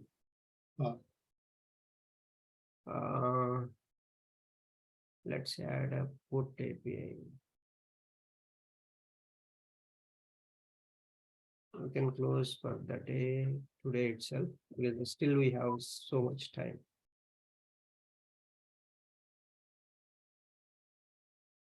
And delete. Let's do quickly. Okay. So let's finish them. Then we'll go for the TestRunner component last. So now let's go to put API. Put API. So this is the one I'm grouping also. I'm doing a grouping also. Scenario. Update user scenario. Given I want to provide valid endpoint to update the user. When I send a request to the server with the valid request body to update, Then I validate the update user response status code 200 and validate the update user response body fields. Okay, so these are the ones. Now only one scenario. Okay, here not much. So feature and one scenario and steps. Now if you go here and develop, you know, right, how to generate this Gherkin code. You have to Yes. use TD Gherkin. Okay, these steps you take. And then put in the So go to TD Gherkin. extension. So on the top portion you do that. Then it will generate the, so as it is you copy, sir. You don't need to change. Only you need to change this one. Instead of and you use it then, because this and belongs to this then only. Okay, that you have to take care. Remaining everything same, and you go to put API. See that again, put also we need to supply the request body, right? Yes, yes. So response, JSON object, Yes, JSON yes, object, yes. new JSON object. Given, I want to provide valid endpoint to update user. So I'm giving the this so base URL and service endpoint URL. Then I send a request to the server with valid request body to update, and JSON object dot put name Morpheus, JSON object dot put job Geon resident. So response RestAssured dot given. So then body you are given. Body method, then dot put method /2. Then content type application JSON extract response. Then I validate the update user response status code and data table DT. So list of string expected data DT dot as list method. As list method, int expected status code equal to integer dot parseInt. Expected data dot get of 0. Right? Expected data dot get of 0. And you are so validating this. So validate the update user response body fields. String actual name, response dot path name, and JSON dot. The same what we did for post, I'm doing here also. Because there is no difference. Yeah. That's it. Then delete user. So feature, request delete API feature. Scenario, delete API scenario. Given I want to provide valid endpoint to delete the user, I send the request to the server. I validate the delete response status code 2.4. So this is again data table concept. Same we are using here. See that again, we don't need a request body for the delete. No, we don't. So Yes. that's why just given I want to provide valid endpoint. So send the base URL and base path. When I send the request to the server, RestAssured dot given headers I'm setting. Then when and delete method I'm calling with a /2. That means second user we are deleting. Then extract the response. So there is no rest, but still you will get a response, right, with a status code. That's why we are extracting. And this the data table is there because we set a data table there. DT list of string. Only one Collection name equal to DT dot as list method. one row, one column. Yeah. Only one value. That's why. So then response dot status code, get status code, and expected value. Both here compare. So that's all about this get to, post to, put to, delete. Now you need to run them, right? We just designed the feature files and step definitions, but how to run? So for running, you are going to use a runner file. Just copy this runner file. I'll tell you this. So we have one runner file, TestRunner class. This class, what it is going to have, I already explained in the theoretically, but I'll show you now practically what it is going to have. It is going to have your feature file location. And then your step definition file location. How you want your reports, everything will be there. So this is one. See, Yes. run with cucumber.class, @cucumber options, features is the features. This is the file path. But Yeah, you have to change this path, sir. This path, yes. you have to change this path. So that path you have to give your project path now. Right click, properties, and give your path. This path. That's the only change here. Okay. Now, glue means your step definition file package. Step def. Plugin is pretty and cucumber report.html, cucumber.json, all this. Dry run equal to false. Monochrome equal to true. Publish equal to true. So as I mentioned, dry run, if you make it a true, it will check each mapping is proper or not. Once you are done mapping, you don't need this to make it a true. Okay, unnecessarily. Make it a false. First time you can put a true. The second time onwards, if mapping is proper, then set it to false. Monochrome, you have to set it true. And establish tags. If you want to run any tags, the tags you can specify here. So for example, this I will specify @smoke. I can specify this @regression. And or testing type, test smoke regression. The tag represent regression. Okay. Yeah, like this you can specify. This one you can put a smoke. Delete this, you can put a smoke. And like this, you can specify the grouping. Right? You can group them. Okay.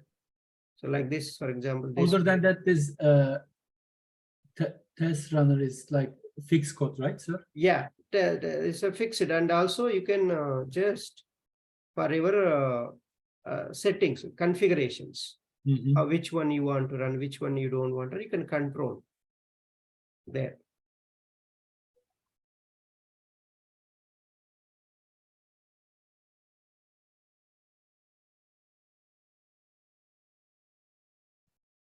Okay, so like this, you can define all your test cases, and you can run from here, which one you want to run. Okay, that's the tags.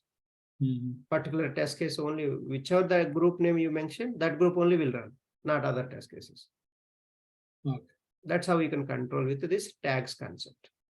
Now you just right click on this, run as JUnit test.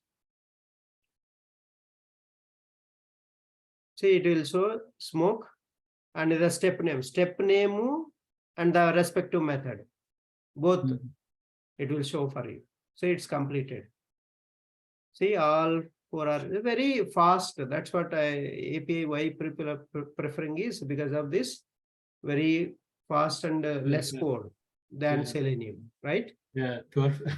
So totally big difference with Selenium. Yeah, that's why many people will prefer this API automation.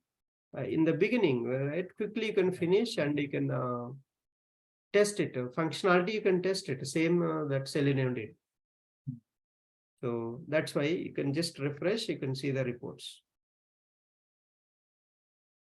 So you can see the reports here under target. So you can see this HTML report is under this folder, target folder, cucumber report.html. Target folder, cucumber. Properties. You can copy this.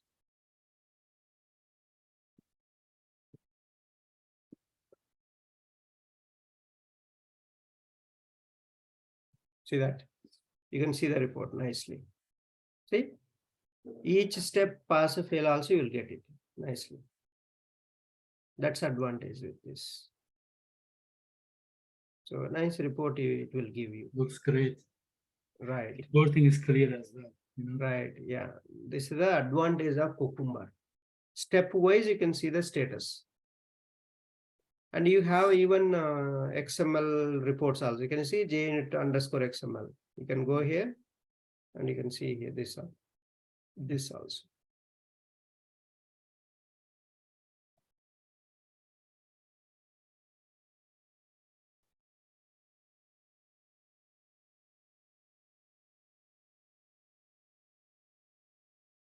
See this one. Test suite, test case, and like that each test case you can find out here. So this is the get API to list all users. And you can see passed, each step status, you can get it here, passed. So this is the step and pass status. So this is the another good reporting in the XML format. Even you have a JSON format also. Even you have a JSON format here. JSON output, right? We have given JSON output. Here, can you see here? JSON output. JSON output, cucumber.json. Same file name it generated here. That's a plugin you are using your reporting purpose, plugin keyword. Okay, so it will be in the JSON format.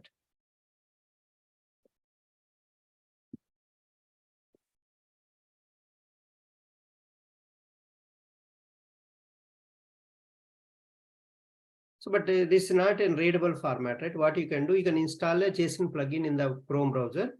You will get it automatically. So then you go to JSON validator, okay? Or a JSON pathfinder also fine. So we can see.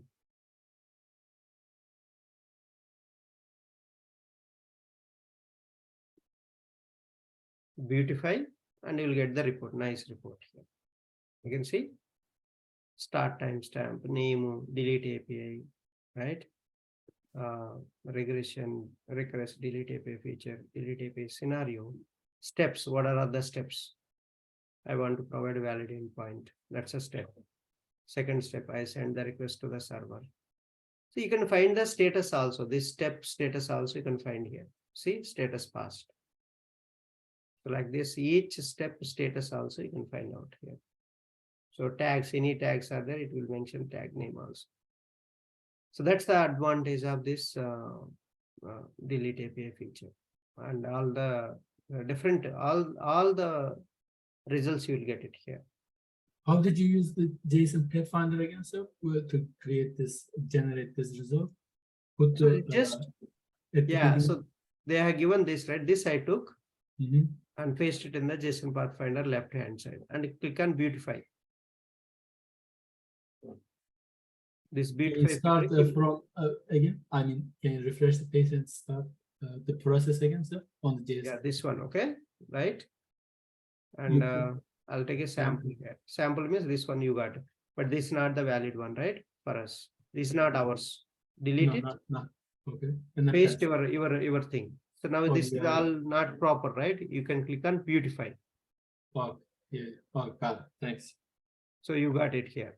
So properly. And the right hand side, if you want path, you can see all the path variables. Okay. So that's the reporting and running the entire suite.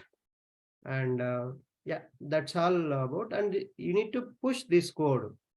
So you can push this code to GitHub. I think Eclipse says GitHub push your code from the Eclipse, like yes code. Yeah, you can do that also. Okay, so that's another option. That's all about this course, sir. And so we have covered Selenium, API testing in Postman, API testing with the BDD Cucumber format, and the BDD Cucumber style I have shown you, how to run them, how to create a framework format, okay? Now we're good. So with all the Jenkins I explained, and also